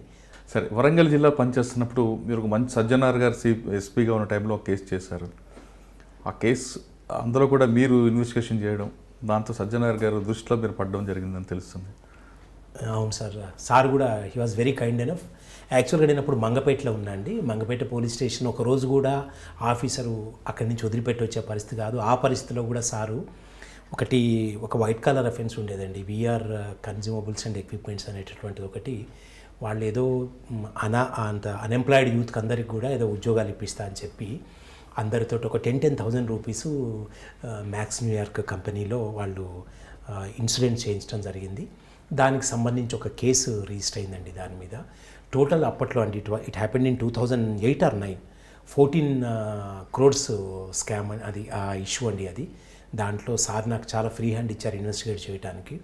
మొట్టమొదటిసారిగా full fledged investigation white collar offence చేసింది నేను అదే అండి. సార్ గైడెన్స్లో అప్పట్లో ఏటు నాగరంలో మధుసూదన్ సార్ ఉండేవారు, he was my CI Eturnagaram. అదేవిధంగా ఇప్పుడు east zone DCP additional DCP ఉన్నారండి Muralidhar sir, he was head క్వార్టర్లో సిఐగా ఉండేవారు. వాళ్ళిద్దరి గైడెన్స్ తోటి ఆ కేసు చాలా సక్సెస్ఫుల్గా ఇన్వెస్టిగేషన్ చేయడం జరిగింది. సార్ ఇప్పుడు మల్టీ లెవెల్ మార్కెటింగ్, మీరు మిగతా కేసులకి మల్టీ లెవెల్ మార్కెటింగ్ చాలా డిఫరెన్స్ ఉంటుంది. మిగతా కేసుల్లో మీరు ఇన్వెస్టిగేషన్ పార్ట్ చేయొచ్చు, లేదా ఎవరితోన్నా విట్నెస్లు ఉంటారు. ఇక్కడ చైన్ లేండి, దీనికి డాక్యుమెంట్ ఎవిడెన్స్ ఎక్కువ కనిపిస్తుంది. మరి ఎంఎల్ఎం కేసులో మీరు ఫస్ట్ కేసుని ఏ విధంగా చేసుకోవచ్చారు ఒకసారి? అంటే దీంట్లో అండి యాక్చువల్గా it was A typical case అండి. ఎవరైతే దాంట్లో నాకు తెలిసి ఎవరైతే దీంట్లో ఇన్వాల్వ్ అయ్యారో వాళ్ళు they are corporate agents to max New York insurance company. వాళ్ళు తెలివిగా ఏం చేసినారంటే వీళ్ళకి ఎవరికైతే జాబ్ ఇస్తానన్నారో వాళ్ళతోటి ఈచ్ క్యాండిడేట్ తోటి ఒక 10,000 రూపీస్ వన్ టైం ఇన్సూరెన్స్ చేయించినారు. వాళ్ళకి చెప్పింది ఏమంటే సమ్ 3,500 4,000 అది ప్రామిస్ చేసినారు. అది ఎంటైర్ త్రూ అవుట్ స్టేట్లో అండి, from Srikakulam to Adilabad, Chittoor and everything. దాంట్లో చాలా 14,000 క్యాండిడేట్స్ దాంట్లో జాయిన్ కావడం జరిగింది. అల్టిమేట్గా వాళ్ళకి ఎటువంటి ప్రోడక్ట్ లేదు, they don't have any product to sale. వాళ్ళు పెట్టింది ఏంటంటే ఒక యూనివర్సల్ స్టోర్ పెట్టేస్తాము, దాంట్లో అల్పిన్ దగ్గర నుంచి హెలికాప్టర్ వరకు మేము ప్రొడ్యూస్ చేసి మార్కెటింగ్ చేద్దామనేటటువంటి కాన్సెప్ట్ తోటి ముందుకు వచ్చినారు. So finally we are able to prove that వాళ్ళకి అటువంటి ఎస్టాబ్లిష్మెంట్ ఏమీ లేదు, వాళ్ళు only just to attract unemployed యూత్ని చేద్దామనేటటువంటి దాన్ని. వాళ్ళు ఇచ్చినటువంటి స్కీమ్స్, వాళ్ళు పెట్టినటువంటి బ్రోచర్స్, వాళ్ళ ఆఫీస్లో మాకు దొరికినటువంటి రికార్డ్స్, ఇవన్నీ కూడా సీనియర్ ఆఫీసర్ సూపర్విజన్లో వీటిని బేస్ చేసుకొని వాళ్ళది చేయటం. సార్ మల్టీ లెవెల్ మార్కెట్ అనేది యాజ్ పర్ లా క్రైమ్ అని చెప్తుంది, కానీ వాళ్ళ వైపు నుంచి ఆలోచిస్తే అన్ఎంప్లాయ్మెంట్ కంట్రోల్ చేయడానికి మేము ఇటువంటి ప్రోగ్రామ్ పెడతాం, వాళ్ళు లేదంటే వేరే యాక్టివిటీస్లోకి వెళ్తాడు, వాడు ఒక క్రిమినల్ అవుతాడు కాబట్టి మల్టీ లెవెల్ పెట్టామని వాళ్ళు ఆర్గ్యూ చేస్తుంటారు. మనం దీన్ని ఏ విధంగా? ఒకటండి దీంట్లో అంటే my experiences, multi level marketing ఎంత అట్రాక్టివ్గా ఉన్నా బిగినింగ్లో, ఎంత కలర్ఫుల్గా ఉన్నా, what I strongly feel is ultimately it ends in నథింగ్నెస్ అండి. That's what I feel. అంటే ఎక్కడో చైన్ తెగుతుంది, అది ఖచ్చితంగా తెగకుండా ఉండదు. తెగినప్పుడు పైన బాగానే ఉంటాడు, అయితే ఎక్కువ దాంట్లోకి వెళ్ళి ఎక్కువ లాస్ కాకముందు వాళ్ళని రెస్క్యూ చేయడం అనేది కూడా police feels that's a strong responsibility. Sir multi level మార్కెటింగ్లో కంప్లైంట్ కూడా అక్యూజ్డ్ అవుతాడు కదా, మరి మీరు ఏ విధంగా దాన్ని ఐడెంటిఫై చేసుకొస్తారు ఇన్వెస్టిగేషన్? కంప్లైంట్ అక్యూజ్డ్ కావటం అనేది చాలా రేర్గా జరుగుతుందండి. అండ్ కంప్లైంట్ వాడు ఇన్వాల్వ్ అయి ఉంటాడు కదా, వాడు ఎవరికో డబ్బులు కడతాడు, వాడు ఇంకెవరికి ఇప్పిస్తాడు, వీడు డబ్బులు ఇంకోటికి ఇస్తుంటాడు కదా. That depends upon how we perceive that case. అతని ఇంటెన్షను, అతని whether he was profited by that or not అనేది ఒకసారి చూడాల్సి వస్తుందండి. అది సార్ మీరు ఇన్స్పెక్టర్గా ప్రమోషన్ వచ్చిన తర్వాత డీసీఆర్బీలో ఎంతకాలం పనిచేశారండి? డీసీఆర్బీలో ఒక 1 year పైన చేసినండి. అంటే డీసీఆర్బీ వర్క్ ఏ విధంగా ఉంటుంది? బాగుంటుంది, స్టైల్ ఏంటి? ఇంట్రెస్ట్గా చేస్తే చాలా బాగుంటుంది. క్రైమ్కి సంబంధించినటువంటి అంత రికార్డు డీసీఆర్బీలో మెయింటైన్ చేస్తారు. ఇన్వెస్టిగేషన్ మానిటర్ చేయొచ్చు, గ్రేవ్ కేసెస్ పర్టికులర్గా మనం ఎంత ఇన్వాల్వ్ అయితే అంత బాగుంటుందండి పని. ఎంజాయ్ చేయటం అలా చాలా బాగుండింది. అండ్ లక్కీలీ అప్పుడు రాజేష్ కుమార్ సారు వరంగల్ ఎస్పీగా ఉన్నారండి. అప్పుడు ఒకటే డిస్ట్రిక్ట్, 6 సబ్ డివిజన్లు ఉండే, చాలా పెద్ద డిస్ట్రిక్ట్ అది. చాలా బాగుండేదండి వర్క్. టు బి ఫ్రాంక్ చాలా ఇన్వెస్టిగేషన్ అక్కడే నేర్చుకోవడం జరిగింది. తర్వాత ఎక్కడికి వచ్చారండి? టీసీఆర్బీ నుంచి ఫస్ట్ గూడూరు అండి, నర్సంపేట డివిజన్, గూడూరు సిఐకి వెళ్ళినండి. అక్కడ ఎంతకాలం పనిచేస్తారు? గూడూరు సిఐకి ఒక 2 years ఉందండి. అచ్చా. ఇట్ వాజ్ సార్ ఇప్పుడు సీఏ అయిన తర్వాత పబ్లిక్తో ఇంటరాక్ట్ తగ్గిపోతుంటుందండి. ఎస్ఐకి ఉన్నంత ఇంటరాక్టివ్ సీఏకి రాదు. మీరు ఏ విధంగా మరి పబ్లిక్ దగ్గర అవ్వాలని ప్రయత్నం చేస్తారు? కొంచెం ఇబ్బంది అండి, మీరు అనేది ఇట్స్ ఎ ఫ్యాక్ట్. ఇన్స్పెక్టర్ అయిన తర్వాత ఎస్హెచ్ఓస్కి ఉన్నటువంటి ర్యాపో పబ్లిక్ తోటి ఉండదండి. బట్ మనం ఇట్ డిపెండ్స్ అపాన్ అస్, మనకున్న కేసెస్, మనకున్న ఇన్వెస్టిగేషన్లో ఎంతమందిని మనం టచ్ చేయగలుగుతాం అనేది, విలేజ్ విజిటింగ్స్లోనే అండి, సోషల్ యాక్టివిటీస్లో, కమ్యూనిటీ పోలీసింగ్లో ఎంతమందిని మనం టచ్ చేయగలుగుతాం అనేది అంత మనకి. అచ్చా, అక్కడి నుంచి ఎక్కడికి వచ్చారండి? గూడూరు తర్వాత 2014 ఎలక్షన్ కోడ్లో గూడూరు నుంచి నేను కరీంనగర్ డిస్ట్రిక్ట్ రావడం జరిగింది. ఇక్కడ ఏ విధంగా ఉందండి? కరీంనగర్ డిస్టిక్లో కొంచెం క్లైమేట్ కొంచెం డిఫరెంట్గా ఉండేదండి. నేను బాగానే ఇబ్బంది పడ్డా అక్కడ అడ్జస్ట్ కావడానికి. మొట్టమొదటి మెట్పల్లి సర్కిల్లో 2014 ఎలక్షన్ కోడ్లో వచ్చిన అండి. మెట్పల్లి సర్కిల్లో రావటంతో అన్ని ఎలక్షన్స్ ఫేస్ చేయడం కొంచెం ఇబ్బంది అనిపించింది. బట్ సబ్సిక్వెంట్గా అక్కడ ఉన్న స్టాఫ్ కోఆపరేషన్ తోటి, ఆఫీసర్స్ కోఆపరేషన్ తోటి అక్కడ నేను అడ్జస్ట్ కావడం జరిగింది. సార్, మీరు చేసిన ఆదిలాబాద్, వరంగల్, కరీంనగర్ 3 జిల్లాలో పరిధులు తీసుకుంటే పొలిటికల్ ఎంటర్ఫేర్ అనేది కరీంనగర్ కనిపిస్తుంటుందండి. పొలిటీషియన్స్ ఇన్వాల్వ్మెంట్ ఎక్కువ కనిపిస్తుంది. ఒకవేళ పోలీసులకి పొలిటీషియన్కి మధ్యన కానీ పడకపోతే వాళ్ళ ట్రాన్స్ఫర్ చేయడానికి కూడా సిద్ధంగా ఉండే కొంతమంది పొలిటీషియన్ కరీంనగర్లో కనిపిస్తుంటారు. మరి ఇంత ప్రజల్లో మీరు ఏ విధంగా పనిచేస్తారండి అక్కడ? అంటే లక్కీగా అండి, అంటే నేను పనిచేసినటువంటి ఏరియాలో అక్కడ ఉన్నటువంటి ఎమ్మెల్యే గారు కూడా, కోరుట్ల ఎమ్మెల్యే గారు విద్యాసాగర్ రావు గారు చాలా చాలా డీసెంట్ పర్సన్ అండి. ఆయన ఎటువంటి ప్రెషర్ కూడా మన మీద పెట్టరు, ఎటువంటి ఇబ్బంది కూడా మనని పెట్టే అటువంటిది ఉండదు. టు బి ఫ్రాంక్, ఇప్పుడు అక్కడ నేను చేయబట్టి ఒక 5-6 ఇయర్స్ అవుతుందండి అక్కడ చేయబట్టి. నేను మెట్పల్లి చేసిన, కోరుట్ల చేసిన, మళ్ళీ కోరుట్ల చేస్తున్నా. మళ్ళీ చాలా డీసెంట్గా ఉందండి. ఆఫీసర్స్ కూడా చాలా ప్రొటెక్టింగ్గా, చాలా డీసెంట్గా ఆఫీసర్స్ ఉన్నారు కాబట్టి మనం వర్క్ చేయగలుగుతున్నాం. ఈ ప్రెజర్స్ అన్ని చోట్ల ఉంటాయండి. It is for us to manage them అంతే. సార్, మీరు చేస్తున్న 3 పోలీస్ స్టేషన్లో మీకు బాగా గుర్తుండిపోయిన కేసులు ఏమని చెప్పండి, ఇన్వెస్టిగేషన్ పార్ట్. ఇక్కడ మన కోరుట్ల జగిత్యాల్లో అంటారండి. ఓకే, దాంట్లో మొట్టమొదటిదండి ఒకటి నాకు బాగా నచ్చిన కేసు 2015లో ఒక గండి హనుమాన్లు, మెట్పల్లి నిజామాబాద్ బార్డర్లో గండి హనుమాన్ అనేటటువంటి ఒక ఏరియా ఉంటుందండి. అక్కడ ఆంజనేయ స్వామి ఉంటారు. దానికి పక్కన ఒక ఆశ్రమం కొత్త కట్టేటటువంటి ఆశ్రమంలో ఒక రేప్ అయిన మర్డర్ అయిందండి. ఒక అన్నోన్ ఉమెన్ ఆమెని రేప్ చేసి మర్డర్ చేయడం జరిగింది. ఎటువంటి క్లూ లేదు, ఆమె ఎవరు ఐడెంటిఫై కాలేదు. చాలా లోన్లీ ఏరియా అది. ఆ కేసు డిటెక్ట్ చేయడం అనేది it has given a lot of satisfaction అండి. ఆ సీన్లో దొరికినటువంటి కొన్ని బస్ టికెట్స్, వాటిని బేస్ చేసుకొని హ్యూమన్ ఇంటెలిజెన్స్ తోటి దాంతో ఆ కేసు ట్రేస్ చేయగలిగి, దాంట్లో గ్రేట్ థింగ్ ఏమంటే అండి, ఆమె ఎవరో ఐడెంటిఫై కాకముందు దాంట్లో చంపిన వాళ్ళని ఐడెంటిఫై చేయగలిగి. ఒకసారి మళ్ళీ చెప్పండి. అది unknown body, rape and murder. మీకు ఆమె దగ్గర ఒక క్లూ బస్ టికెట్ దొరికింది, దాన్ని లీడ్ చేసుకుంటూ బస్సు ఎక్కడికి వెళ్తుంది అన్నది మీరు చేస్తుంటారు. డిసీజ్డ్ ఎక్కడికి దిగుతుంది అనే విషయం ఐడెంటిఫై ఉంటుంది. మరి మీకు ఎక్యూజ్డ్ ఎక్కడ దొరికాడు?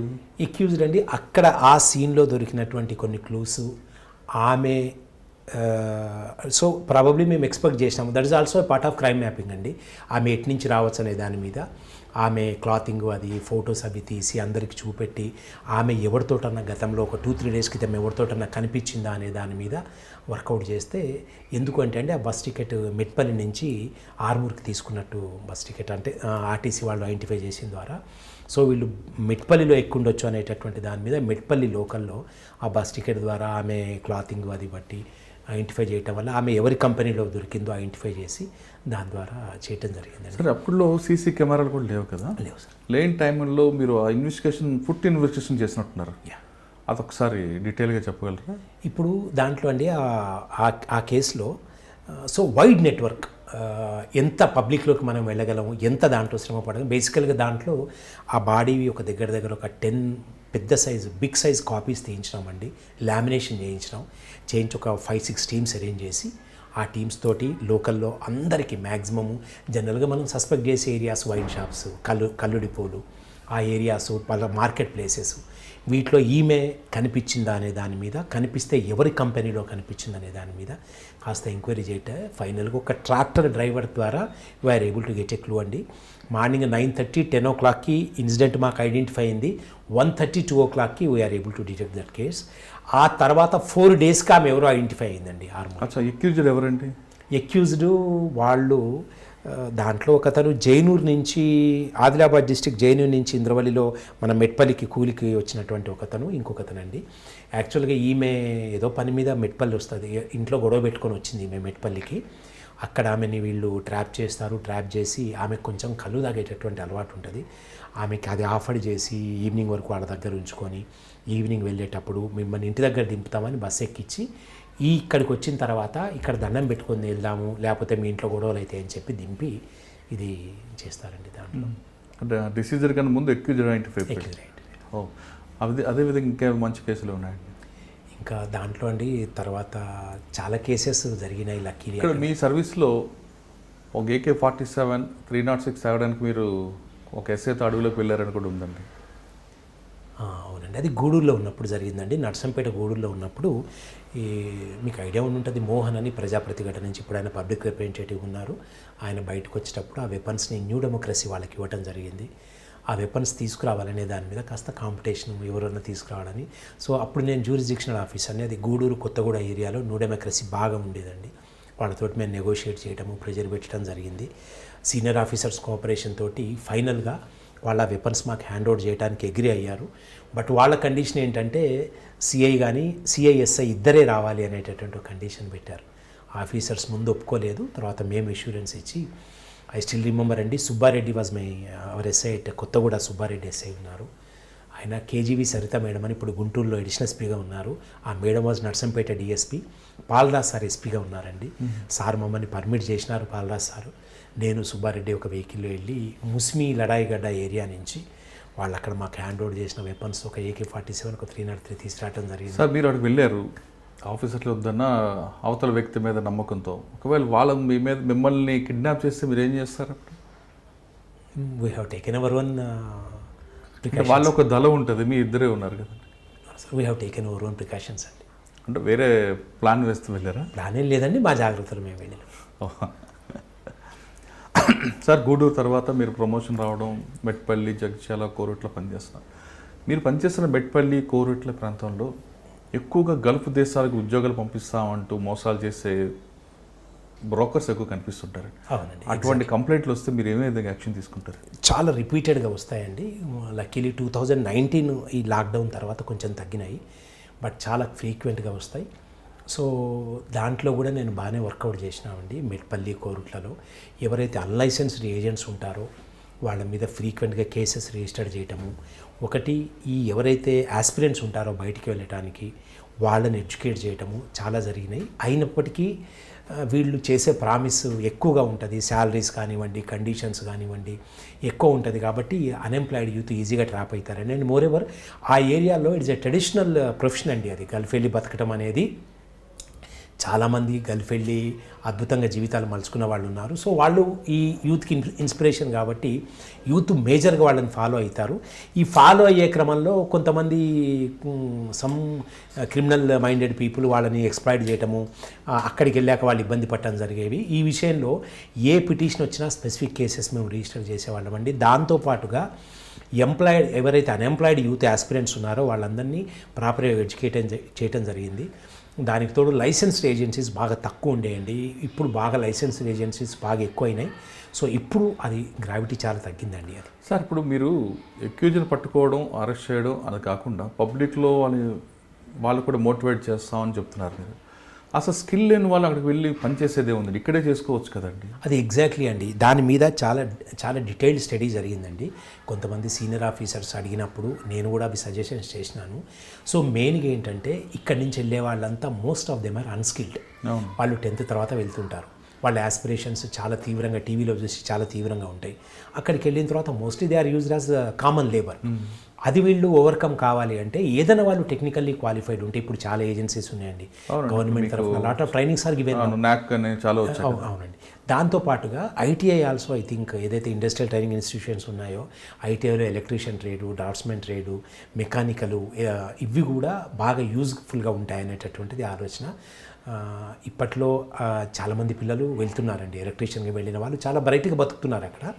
వాళ్ళు ఎవరైనా స్కిల్డ్ ట్రైనింగ్ తీసుకున్న తర్వాత వెళ్తే మంచిదనేది మా అడ్వైస్. సార్ అది అక్కడ జగిత్యాలో ఒక ట్రెడిషన్ అయిపోయిందని చెప్తున్నారు, కానీ ఇక్కడ వెళ్ళిన తర్వాత బాత్రూంలో పడుకొని బాత్రూంలో కడుక్కుంటూ ఉండేవాళ్ళు ఇక్కడ సొంత ఊర్లో పనిచేసుకుని అంతకన్నా గౌరవం ఉంటుంది కదండి. కరెక్ట్ అండి, it's happening in rare cases. అంటే ఇటువంటి కేసులు ఒక కేస్ స్టడీని వాళ్ళని చూపించి వాళ్ళు మార్పు తెచ్చే అవకాశం ఉంది కదా మీ చేతుల్లోనే కదా. ఉందండి, చాలా జరిగినాయి అలాంటివి. అక్కడికి వెళ్ళిన తర్వాత ఎంత ఇబ్బంది పడుతున్నారని జరిగినండి. దాంతోటే కాకుండా ఎవరైతే సీనియర్స్ గత 15-20 సంవత్సరాల నుంచి దుబాయ్లో ఉండి అక్కడ పరిస్థితులు ప్రస్తుతం ఉన్నటువంటి పరిస్థితుల వల్ల కొన్ని కంపెనీస్ అక్కడ ఎత్తేయటం వల్ల రిటర్న్ వచ్చినారు. ఇప్పుడు కొత్తగా వచ్చే వాళ్ళకి అక్కడ లైఫ్ ఎంత మిజరబుల్గా ఉందో వాళ్ళతో కూడా చెప్పించడం జరుగుతుందండి. That also we are taking up. Okay, తర్వాత సార్ మీరు అన్నారు లైసెన్స్ లేని బ్రోకర్ చాలామంది కనిపిస్తుంటారు. వాళ్ళ మీద కేసులు పెట్టి పీడీ యాక్ట్లు పెడితే ఒక్క భయం అయితే వచ్చే అవకాశం ఉంటుంది కదా? ఉందండి, డెఫినెట్గా ఉంది. బట్ ఎంత చేసినప్పటికీ ఇంకా కొంత పోర్షన్ అది జరుగుతుంది. బట్ అయితే వాట్ ఐ స్ట్రాంగ్లీ ఫీల్, ఎప్పుడైతే సపోజ్ ఒకటి కరీంనగర్ ఎగ్జాంపుల్గా తీసుకుంటే అండి, 2014 when I have first come to Karimnagar, there was only 1 licensed agency in Karimnagar. ఇప్పుడు ఒక జగిత్యాల జిల్లాలోనే 8 పైన లైసెన్స్డ్ ఏజెన్సీస్ అయినాయండి. సో ఈ పాస్పోర్ట్ తీసుకోవటం అనేది లైసెన్స్డ్ ఏజెన్సీకి కొంత అకౌంటబిలిటీ ఉంటుందండి, వాళ్ళకు ఒక పద్ధతి ఉంటుంది కాబట్టి ఇప్పుడు బాగా లిబరల్గా అయింది అదంతా. అచ్చా సార్, మీరు కరీంనగర్ జిల్లా నుంచి తర్వాత జిల్లా స్ప్రెడ్ అయిన తర్వాత జగిత్యాల జిల్లాకు వచ్చారు. జగిత్యాల జిల్లా ప్రస్తుతం కోరుట్లో మీ వర్క్ ఏముందండి ఇప్పుడు? అంటే లక్కీలీ అండి, నేను కరీంనగర్ ఎంటర్ అయిన దగ్గర నుంచి కూడా నేను చేసింది జగిత్యాలలో అండి. Metpalli was in Jagtial sub division, Korutla was in Jagtial sub division. ఆ తర్వాత నేను ఎస్బీ చేసిన అండి. 2019 ఎలక్షన్స్ అప్పుడు ఒక 2 years ఎస్బీఐ జగిత్యాలుగా చేయడం జరిగింది కొత్త జిల్లాలో. కోరుట్ల బాగానే ఉంటుందండి. It's dynamic area for investigations, for property offences, all issues కూడా కోరుట్లలో డైనమిక్గా ఉంటాయి. నాకు బాగా సాటిస్ఫాక్షన్ ఇచ్చింది ఒక సెన్సేషనల్ కేసు అనుకున్నది, దేశాయిపేట విలేజ్లో కోరుట్ల సర్కిల్లో మేడిపల్లి అని ఉంటుందండి. దేశాయిపేట విలేజ్లో అక్కడ అనుకోని పరిస్థితిలో ఒక అమ్మాయి, ఒక 21 years girl, newly married girl చనిపోవటం జరిగిందండి. ఆ అమ్మాయిని వాళ్ళ ఫాదరు అత్తగారింటి నుంచి తెస్తూ నైటు ఒక దగ్గరికి వచ్చిన తర్వాత కొంతమంది దారికి అడ్డం పడి ఇతన్ని కట్టేసి ఆ అమ్మాయిని ఎత్తుకొని వెళ్ళారని నైట్ మాకు కంప్లైంట్ చేయడం జరిగింది. 9 o'clock 9:30 అట్లా. ఆ నైట్ అంతా మా ఎస్ఐస్ మేము ఫారెస్ట్ అంతా సెర్చ్ చేసినామండి, ఎక్కడ అమ్మాయి దొరకలేదు. తెల్లవారి అదే అమ్మాయి ఎవరైతే వీళ్ళ చేను ఉందో ఆ చేను దగ్గరలోనే అమ్మాయి బాడీ మాకు దొరికింది. She was brutally murdered by strangulation and all. దాని మీద కొంచెం ఇబ్బందికరంగా ఉందండి కేసు. అది పబ్లిక్ కూడా బాగా ఇన్స్పైర్ అయ్యారు ఆ కేసు తోటి, బాగా ఒక నెగిటివ్ డెవలప్ అయింది. దగ్గర ఒక 2-3 thousand గ్యాదర్ అయినారు.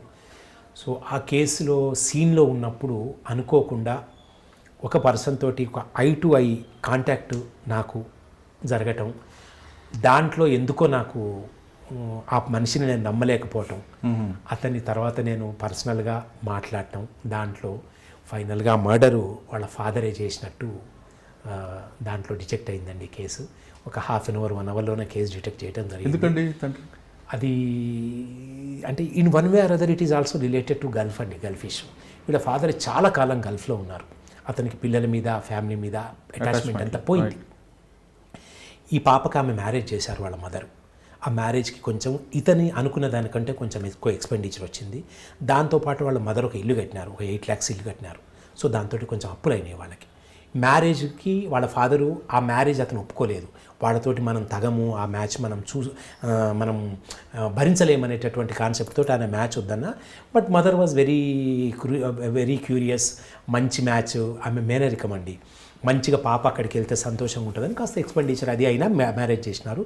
దాంతోపాటు అనుకున్న దానికంటే కొంచెం ఓవర్ దాంతో హౌస్ కూడా వాళ్ళు బిల్డ్ చేయడం జరిగింది. దాంతో ఆ ఎక్స్పెండిచర్ కావటం వల్ల ఇతనికి ఎవరైతే తండ్రి ఉన్నాడో అతనికి గల్ఫ్లో ఉన్నప్పుడు ఒక 2 యాక్సిడెంట్స్ జరిగినాయండి. సో అతను కొంచెం సిక్ అయినాడు. అతను గల్ఫ్ నుంచి రిటర్న్ వచ్చిన తర్వాత కొంతకాలం అయింది, మ్యారేజ్ అయిపోయిన తర్వాత మళ్ళీ గల్ఫ్ వెళ్ళాలి అనేటటువంటిది family proposal. He doesn't like to go to Gulf, ఎందుకంటే ఆయన అప్పటికీ కాస్త ఇబ్బంది పడుతున్నారు, ఇంకా నేను వెళ్ళలేను నాకు అనేటటువంటిది. దాంట్లో చిన్న ఫ్యామిలీ కాన్ఫ్లిక్ట్ స్టార్ట్ అయిందండి. దాంట్లో అతను కొంచెము బాగా డిప్రెషన్లోకి వెళ్ళినాడు. వెళ్ళి ఆ కోపం ఆ నైటు ఏదో పాపకి ఏదో బట్టలు పెట్టాలి, ఏదో పండగ వస్తుందని పాపని తీసుకురమ్మని పంపిస్తే ఆ తోటి ఆ అమ్మాయిని తీసుకొస్తూ వాన పడితే ఒక దగ్గర ఆగినారు. అక్కడ ఫాదర్కును డాటర్కి కొంచెం సీవియర్ ఆల్టర్కేషన్ జరుగుతుందండి. దాంట్లో ఇతను బాగా ఎమోషనల్ అయిపోయి ఆ పాపని ఒక 2 నిమిషాలు మోటార్ వేసి వద్దామని చేను దగ్గరికి తీసుకెళ్ళి అక్కడ ఆ పాపని గొంతు పెట్టి జరిగిందండి. దాన్ని పిక్చరైజ్ చేయడానికి ఎవరో నన్ను కొట్టి నా జేబులో ఉన్న 1000 rupees ఆ పాపని తీసుకొని వెళ్ళిపోయారనేటటువంటిది చేయటం వల్ల ఫాదర్ కాబట్టి డెఫినెట్గా నమ్మాల్సి వచ్చిందండి. బట్ అల్టిమేట్గా లక్కీగా so God should be with us in every investigation. అప్పుడే కొన్ని కేసులు డిటెక్ట్ అవుతాయి అండి. అది అనుకోలేదు, ఎందుకంటే అప్పుడున్న పరిస్థితిలో అక్కడ ఉన్నటువంటి ఆ సిచ్యువేషన్లో ఫాదర్ని సస్పెక్ట్ చేసి ఫాదర్ని ఇంట్రాగేట్ చేసే పరిస్థితి ఏమాత్రం లేదండి, ఏమాత్రం కూడా లేదు. బట్ లక్కీలీ నేను ఎక్కడ ఈ సీన్ తర్వాత బాడీ పడ్డ సీన్ తర్వాత ఆ ఫాదర్ని నిన్ను ఎక్కడ కొట్టి తీసుకెళ్లారా, బాడీ అక్కడి నుంచి ఇన్క్వెస్ట్ పంచనామా అయిన తర్వాత పంపించేసి ఒకసారి మన ఇద్దరం వెళ్ళొద్దాం రమ్మని తీసుకెళ్ళటము, ఒక ఇద్దరు మీడియేటర్స్ అక్కడికి రమ్మంటాము, అక్కడ అతనితో ఒక 10 minutes మాట్లాడటం జరిగింది. సో లక్కీలీ అంటే సీన్ రీకన్స్ట్రక్షన్ చేయలేకపోయాడు ఆయన. రీకన్స్ట్రక్షన్ చేయలేదండి. దాంతో మెయిన్గా ఏంటంటే ఏదైతే 1000 రూపీస్ నా జేబులోంచి తీసుకెళ్ళాడన్నాడో అవి 100 రూపీస్ నోట్స్గా చెప్పటము, ఆ నోట్స్ సోర్స్ నేను అడగటము, అది చెప్పలేకపోవటము, తర్వాత ఏదో మందు చల్లాను కట్టేసినాను, దాంతో రెండండి. మెయిన్గా ఆ రోజు నైట్ మమ్మల్ని అతను ఎటైతే తీసుకెళ్ళాడో అతను తీసుకెళ్లిన డైరెక్షన్లో అమ్మాయిని వాడు తీసుకెళ్ళినట్టు మాకు అనిపించలేదు. బాడీ దొరికిన ప్లేసు అతను మమ్మల్ని లీడ్ చేసిన ప్లేస్ వాజ్ ఎంటైర్లీ డిఫరెంట్. అది బేస్ చేసుకొని కేసు డిటెక్ట్ అయిందండి.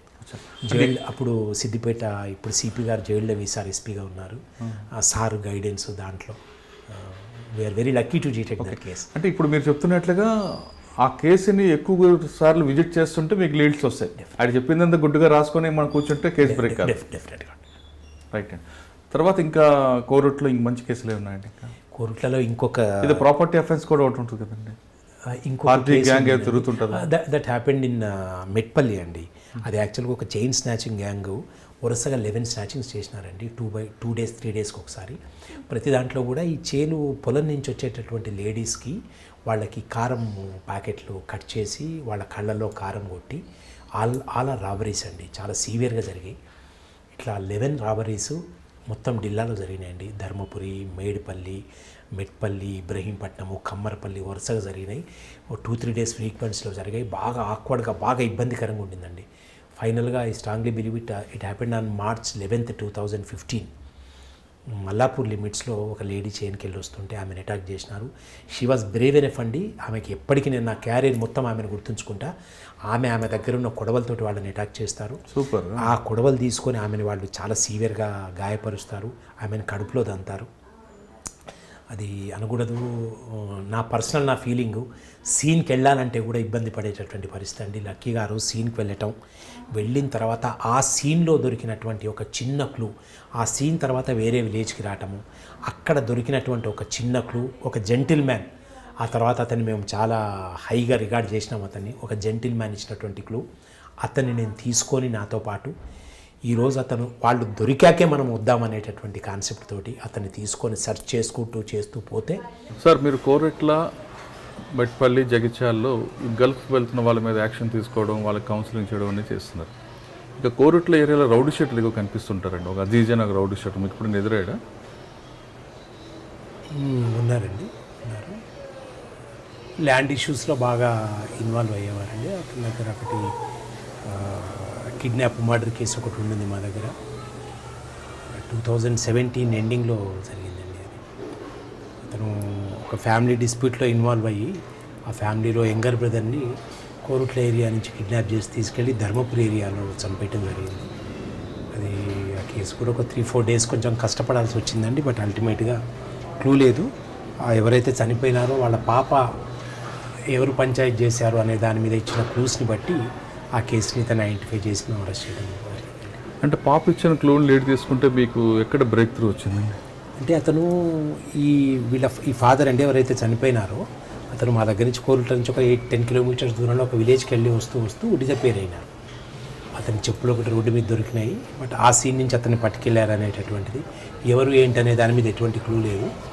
వాళ్ళిద్దరు బ్రదర్స్ మధ్య ఏదో ల్యాండ్ డిస్ప్యూట్ ఉందనే దాని మీద. బట్ ఆ ల్యాండ్ డిస్ప్యూట్ చాలా చిన్నదండి, అది మర్డర్ దాకా వెళ్ళాల్సినటువంటి, కిడ్నాపింగ్కి వెళ్ళాల్సినటువంటి కాదు. కాబట్టి ఆ పాపని అడిగితే ఆ ల్యాండ్ డిస్ప్యూట్కి సంబంధించి అంతకుముందు ఒక పంచాయతీ జరిగింది అనేది, ఆ పంచాయతీలో ఇప్పుడు మీరు అన్న క్యారెక్టర్ ఒకటి ఇన్వాల్వ్ అయింది అనే దాని మీద పాప చెప్పడం జరిగిందండి. ఆ పాప చిన్న మిస్గైడ్, అంటే ఆ పాపకి తెలియక అతని ఏజ్ గురించి అడిగితే 65 years అని మొదలు చెప్పింది.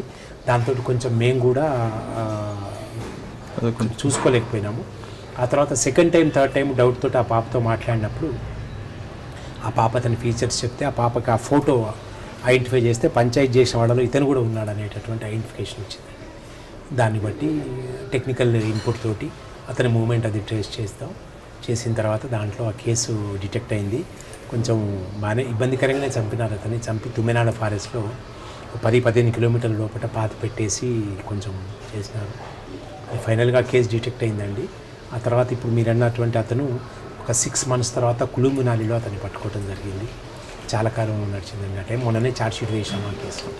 సార్ అదే వ్యక్తి రాచకొండలో కూడా ఒక క్రైమ్లో ఇన్వాల్వ్ అయ్యాడండి. అవునండి, రీసెంట్గా అక్కడ రాచకొండలో కోరుట్ల ఏరియాలో ఒక అతనికి, రాచకొండ ఏరియాలో ఒక అతనికి మధ్య కొంచెం బిజినెస్ ట్రాన్సాక్షన్స్ ఉన్నాయి. ఆ ట్రాన్సాక్షన్కి సంబంధించి ఇతను ఈ రాచకొండ ఏరియా అంటే సరూర్ నగర్ అనుకుంటా అండి, సరూర్ నగర్ ఏరియాలో ఉన్నటువంటి ఒక ట్రేడర్ని కిడ్నాప్ చేసి జగిత్యాలకు తీసుకొచ్చారు. ఇప్పుడు స్టేట్ అంతా ఎలర్ట్ అయిందండి. అతను అక్కడ రెడ్ హ్యాండెడ్గా పట్టుకోవడం జరిగింది. ఆ కేసులో కూడా అతన్ని జైలుకు. సార్ ఇంత క్రైమ్ చేస్తున్నప్పుడు వాడి మీద రౌడీ షీట్ ఏమైనా ఉందా? ఉందండి, అంత సర్వేలెన్స్ అంతా ఉంది. అతను ఆ సర్వేలెన్స్ తర్వాత కొంతకాలం ఒక 6 months నుంచి షిఫ్ట్ అయ్యి హైదరాబాద్లో ఉండటం అది జరుగుతుంది. అంటే ఒక రౌడీ షీటరు హైదరాబాద్ షిఫ్ట్ అయినప్పుడు వాడి మీద సర్వేలెన్స్ ఉన్నప్పుడు వాడు రౌడీ షీట్ క్యారెక్టర్ కూడా పలానా దగ్గరికి షిఫ్ట్ అయితే వాడి మీద అబ్జర్వేషన్ ఉంటుంది కదా? ఉంటుంది. బట్ ఏంటంటే ఫ్రీక్వెంట్గా అడ్రస్ మారుస్తున్నారు. వీరికి పర్మనెంట్ రెసిడెన్స్ అంటూ ఏం లేదు. సెల్ ఫోన్ నెంబర్స్ మారుస్తుంటారు, అడ్రస్ మారుస్తుంటారు. సో ఇన్సిడెంట్ జరిగిన తర్వాత ఆఫీసర్స్ కూడా సీరియస్గా ఉన్నారు దాంట్లో. ఇన్సిడెంట్ జరిగిన తర్వాత అతని మీద వాచ్ ఇంకా స్ట్రిక్ట్గా పెట్టినామండి. సార్ ఎక్కువ కోరట్లో మీకు రెగ్యులర్ క్రైమ్ ఏం కనిపిస్తుంటుందండి? అంటే 174 324 లేదంటే 306 498 లేదా ల్యాండ్ గ్రాబింగ్ కేసు? ఒకటండి, మెయిన్గా అక్కడ బాడీలీ అఫెన్సెస్ ఉంటాయి, ప్రాపర్టీ అఫెన్సెస్ కూడా బాగానే జరుగుతుంటాయి, రోడ్ యాక్సిడెంట్స్ కూడా ఉంటాయండి. హైవే ఉంది కాబట్టి కొంచెం రోడ్ యాక్సిడెంట్స్ ఉంటాయి. సో ఫ్రీక్వెంట్గా గల్ఫ్ కేసెస్ ఉండేవి, ఇప్పుడు కొంచెం తగ్గినాయండి. జనరల్గా ఈ మర్డర్స్ అవి కూడా రియల్ ఎస్టేట్ మర్డర్స్ అవి కూడా ఎక్స్పీరియన్స్ ఉంటుంది కోరుట్లలో. అది ఇటీవల మీరు ఒక పార్టీ గ్యాంగ్ని పట్టుకోవడం, ఆ కేసు కొంచెం సార్ అది రీసెంట్గా జరిగిందండి. ఇప్పుడు ప్రస్తుతం మా ఎస్పీ సింధు శర్మ మేడం గారి సూపర్విజన్లో ఈ పార్టీ గ్యాంగ్ ఔరంగాబాద్ ఏరియాకి సంబంధించిందండి. ఇది అంటే పార్టీ వాళ్ళు ఇంతవరకు వస్తున్నారండి జగిత్యాల? ఇది సెకండ్ గ్యాంగ్ అండి. నేను అక్కడ అంటే నా పీరియడ్లో నేను అప్రెంట్ చేసింది, నేను ఫస్ట్ టైం పనిచేసినప్పుడు 2016లో ఒక గ్యాంగ్ అరెస్ట్ కావడం జరిగిందండి. అది 4 members గ్యాంగ్. అది సెన్సేషనల్ గ్యాంగ్. అటు ఇటుకు ఒక 50-58 కేసెస్ ఉన్నాయి స్టేట్లో వాళ్ళ మీద. వాళ్ళని అరెస్ట్ చేయడం జరిగింది. వాళ్ళ విషయంలో కూడా చాలాసార్లు అక్కడికి నాందేడు, పర్బని అక్కడికి వెళ్ళడం జరిగింది. రీసెంట్గా మొన్న జరిగిన ఒక 1 week 10 days క్రితం జరిగిన అరెస్ట్లో ఇతను సింగిల్ అఫెండర్ అండి. మాకు ఇప్పటివరకున్న దాని ప్రకారం సింగిల్ అఫెండర్లు గత 6-7 monthsగా కంటిన్యూస్గా అఫెన్సులు చేస్తూ ఉన్నారు. ఒక 4 robberies, ఒక 10-15 హౌస్ బ్రేకింగ్స్ అవి ఉన్నాయి. అటు ఇటుగా భారీ ఎత్తున మా ఎస్పీ గారి సూపర్విజన్లో భారీ ఎత్తున అతని దగ్గర నుంచి 1 kilo 10 తులాల బంగారం, 1.5 kilo వెండి రికవరీ చేయడం జరిగింది. దాని ఫాలోఅప్ కూడా ఇంకా నడుస్తుందండి. మేబీ అది కూడా చూడాల్సి వస్తుంది. ఓకే సార్, ఫైనల్గా 2 questions అండి. హైదరాబాద్ నుండి కోరట్ల వరకు మీరు పనిచేస్తున్న ఇంట్లో మీకు బాగా నచ్చిన ఆఫీసర్స్ ఎవరు? అంటే మీకు సపోర్ట్ చేస్తూ మిమ్మల్ని గో హెడ్ అంటూ పంపిస్తున్న ఆఫీసర్స్ ఎవరు? అదేవిధంగా ఇప్పుడు వస్తున్న పోలీస్ డిపార్ట్మెంట్ రావాలనుకున్న వాళ్ళకి ఒక సీనియర్ ఆఫీసర్గా, ఒక మంచి ఇన్వెస్టిగేషన్ ఆఫీసర్గా వాళ్ళకి ఇచ్చే అడ్వైజ్ ఏంటి? ముఖ్యంగా అండి, నేను అదృష్టంగా భావిస్తా. ఆదిలాబాద్లో మొట్టమొదటి ప్రొఫెషనల్ దగ్గర నుంచి మొట్టమొదటి పోస్టింగ్ నుంచి ఈ రోజు వరకు కూడా నేను పనిచేసిన అందరూ ఐపీఎస్ ఆఫీసర్స్ అండి, సూపర్వైజరీ ఆఫీసర్స్. వాళ్ళందరూ కూడా చాలా చాలా ధైర్యాన్ని ఇచ్చారు, మంచి కమిట్మెంట్ నింపారు మాలో. ఏదున్నా they will take care of us అనేటటువంటి ఒక గట్టి కాన్ఫిడెన్స్ తోటి పనిచేయడం జరిగింది. అప్పట్లో నేను మొట్టమొదటిగా పనిచేసిన సందీప్ షాండిల్యా సార్ దగ్గర నుంచి ఇప్పుడు పనిచేస్తున్నటువంటి సింధు శర్మ మేడం గారి దాకా కూడా చాలా అంటే చాలా నమ్మకం ఇచ్చారండి. ఎక్కువ నేను లైజన్తో పనిచేసింది ఆ రోజుల్లో senior officers Sandeep Shandilya sir, Mahesh Bhagwat sir, తర్వాత శివధర్ రెడ్డి సార్తో పాటుగా ఈ మధ్యలో కరీంనగర్కి వచ్చిన తర్వాత జేఎల్ డెవి సారు, సిద్దిపేట సిపి గారు, ప్రస్తుతం మా జగిత్యాల గౌరవ ఎస్పీ గారు సింధు శర్మ మేడం గారు, వీళ్ళందరూ కూడా అండి మెయిన్గా ఏంటంటే వీళ్ళతో ఉన్నటువంటి కమ్యూనికేషన్ వల్ల నిజాయితీగా నిర్భయంగా పనిచేసేటటువంటి అవకాశం దొరికింది. ఎక్కడ కూడా ఏ లెవెల్లో కూడా ప్రెజర్ ఫీల్ కాకుండా ఉన్నంత వరకు ట్రాన్స్పరెంట్గా పనిచేసే అవకాశం వీళ్ళందరూ కూడా ఇచ్చారండి. ఒకవేళ క్యారియర్ సక్సెస్ అయింది అని అనుకుంటే పూర్తిగా అది నేను ఆ క్రెడిట్ అంతా కూడా మా సూపర్వైజరీ ఆఫీసర్స్కే ఇస్తా అండి. చాలా అంటే చాలా అందరు ఆఫీసర్స్ కూడా చాలా అంటే చాలా కైండ్ఫుల్గా చాలా మమ్మల్ని ట్రాన్స్పరెంట్గా ట్రీట్ చేసినారు కాబట్టి మేము సక్సెస్ కాగలిగినాం అని నా అభిప్రాయం. ఓకే, సెకండ్ క్వశ్చన్ అడిగాను. నెక్స్ట్ డిపార్ట్మెంట్లకు వచ్చే వాళ్ళకి మీరు ఇచ్చే అడ్వైజ్ ఏంటి? ఒకటండి, ఇప్పుడు కొత్తగా డిపార్ట్మెంట్ వచ్చే అందరికీ కూడా, కొత్త ఎస్ఐలు కానివ్వండి అందరికీ కూడా నేను చెప్పగలిగేది ఒకటే, డిపార్ట్మెంట్లో ఎస్టాబ్లిష్ అయ్యి మనకంటూ ఒక పేరు తెచ్చుకొని మనని ప్రూవ్ చేసుకోవడానికి కొంత టైం పడుతుంది. దీనికి కొంత కమిట్మెంట్, హార్డ్ వర్క్ ఖచ్చితంగా అవసరమవుతుంది. జనరల్గా ఈ డిపార్ట్మెంట్లో కొన్ని టెంప్టేషన్స్ ఉన్నాయండి, కొన్ని ఎమోషన్స్ ఉంటాయి. వాటన్నిటికీ కూడా దూరంగా ఉండి ప్రొఫెషనలిజం అనేది ఫస్ట్ డెవలప్ చేసుకోవాల్సినటువంటి అవసరం ఉంది. పర్సనల్ ఇమేజ్ కూడా డెవలప్ చేసుకోవాలి. Officers guidance, seniors guidance, committed officers వాళ్ళు ఇచ్చేటటువంటి గైడెన్స్, పబ్లిక్కి మనకి మధ్య ట్రాన్స్పరెన్సీ, ఇవన్నీ కూడా over a period of time ఇవన్నీ కూడా డెవలప్ అవుతాయి. ఎక్కడ కూడా తొందరపడటం కానీ, ఇప్పుడు ఉన్న పరిస్థితులకు అనుగుణంగా ఏదైతే ఇప్పుడు సొసైటీ ఎట్లయితే ఏ విధంగా ఉంది, పోలీసింగ్ ఏ విధంగా అయితే ఇప్పుడు చేస్తే పబ్లిక్ హ్యాపీగా ఉంటున్నారో, పబ్లిక్ నుంచి మనం మంచి రెస్పాన్స్ ఏ విధంగా అయితే ఎక్స్పెక్ట్ చేస్తున్నామో దానికి తగ్గట్టుగా పనిచేయాల్సినటువంటి అవసరం ఉందండి. దానికి ముఖ్యంగా ఏ షార్ట్ కట్ కూడా లేదు. హార్డ్ వర్క్ చేయడం ఒక్కటే మార్గము, కమిట్మెంటు, టైం ఎక్కువ స్పెండ్ చేయాల్సినటువంటి పరిస్థితి ఉంది. టెక్నాలజీ యూజ్ చేసుకోవాల్సినటువంటి పరిస్థితి ఇంకా చాలా బాగా ఉంది. కాబట్టి ఇవన్నీ గమనిస్తూ ఆఫీసర్స్ అందరూ కూడా డిపార్ట్మెంట్కి వచ్చేవాళ్ళు సక్సెస్ కావాలని ఆలోచన. ఓకే, కానీ మీరు అన్నట్లుగా ఇప్పుడు వర్క్లోడ్ ఎక్కువ పెరుగుతుంది, మీకున్న టైంలో వర్క్లోడ్ తక్కువ ఉంది కాబట్టి ఇన్వెస్టిగేషన్ మీద ఎక్కువగా మీరు ఫోకస్ చేస్తారు. ఇప్పుడు వర్క్లోడ్ పెరుగుతుంది, కొంతమంది ఆఫీసర్స్ పబ్లిక్తో ఇంటరాక్ట్ అవ్వడానికి కూడా టైం లేని పరిస్థితి ఉంది, కొంతమంది ఆఫీసర్లు రాగానే కరప్షన్లో దిగుతున్నారు. ఇటువంటి సిచ్యువేషన్ ఉన్నప్పుడు వాళ్ళకి ఆ విధంగా అటువంటి కొంతమంది వల్ల డిపార్ట్మెంట్కి చెడ్డ పేరు వచ్చే అవకాశం ఉంది. కాబట్టి డిపార్ట్మెంట్కి ఇంకా మంచి పేరు రావాలి, ప్రజల్లోకి డిపార్ట్మెంట్ వెళ్ళాలంటే ఏం చెప్పబోతారు? మురళి గారు, మీరు అడిగిన దాంట్లో నేను అన్నిటికీ యాక్సెప్ట్ చేస్తా అండి, ఎక్సెప్ట్ వర్క్లోడ్ విషయం. వర్క్లోడ్ ఎప్పుడూ ఉందండి, బట్ కైండ్ ఆఫ్ వర్క్లోడ్ ఏదైతే వర్క్లోడ్ ఉండేదో ఆ రోజుల్లో ఒకలాగా ఉంది, ఈ రోజుల్లో ఒకలాగా ఉంది. నో డౌట్ ఇప్పుడు కాస్త ఎక్సెస్ అనిపించవచ్చు. సో అన్ని టైం మేనేజ్మెంటు, మన వర్క్ మేనేజ్మెంటు, వర్క్ ప్రియారిటైజ్ చేసుకోవటం అదంతా కూడా మనలో ఉందండి. అది ఐఓగా మనం తీసుకోవాల్సిన రెస్పాన్సిబిలిటీ. ఎంతో కాంపిటీషన్ మధ్య ఎంతో కష్టంతో తెచ్చుకున్నటువంటి జాబ్ కాబట్టి ఆ ఎబిలిటీ అందరికీ ఇన్హరెంట్గా ఎబిలిటీ అందరిలో కూడా ఉంది. దాన్ని ప్రాపర్గా ఛానలైజ్ చేసుకొని, దాన్ని ప్రాపర్గా యూజ్ చేసుకొని, మన ఎనర్జీని ప్రాపర్గా వాడుకుంటేనే మనం దీంట్లో సక్సెస్ కాగలం. And coming to other unaccepted practices ఏదైతే డిపార్ట్మెంట్లో ఉన్నాయో, my advice to all the officers is to keep away from them. కొత్తగా వచ్చే ఆఫీసర్స్ అందరికీ కూడా వీటికి ఎంత దూరంగా ఉంటే అంత మంచిదండి. ఇప్పుడు అన్ని విధాలుగా కూడా government is providing every facility to all the police officers. అన్ని విధాలుగా కూడా అందరూ హ్యాపీగా ఉన్నారు. కాబట్టి వేరే ఏ ఎమోషన్కి కూడా లోన్ కాకుండా ప్రొఫెషనలిజం డెవలప్ చేసుకొని కమిటెడ్గా పబ్లిక్ సర్వీస్ చేయడం అనేది అందరికీ కూడా కరెక్ట్ అండి. ఆ లైన్లోనే అందరూ డెవలప్ కావాలనేది నా ఆలోచన.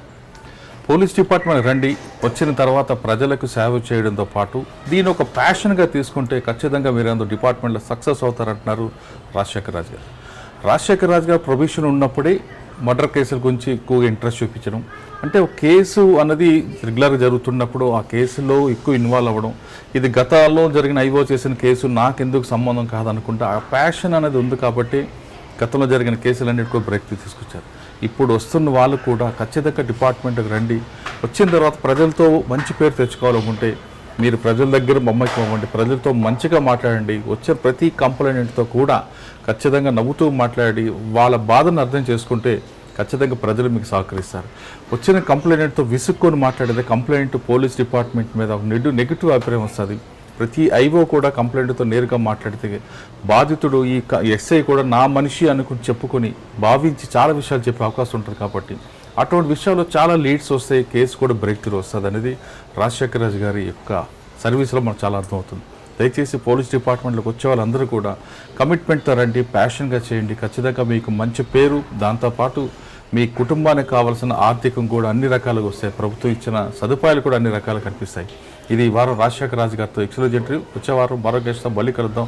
అంతవరకు నమస్కారం. మీరు చూస్తున్నారు ఐ డ్రీమ్ న్యూస్ ని. Please subscribe. I dreams For more videos, subscribe. I dream. Please subscribe for more videos. I dream. I dream. For more videos, Subscribe, I dream. Please subscribe. Subscribe I dream channel. Do subscribe. I dream. I dream ఛానల్ని subscribe చేయండి. Do watch I Dream.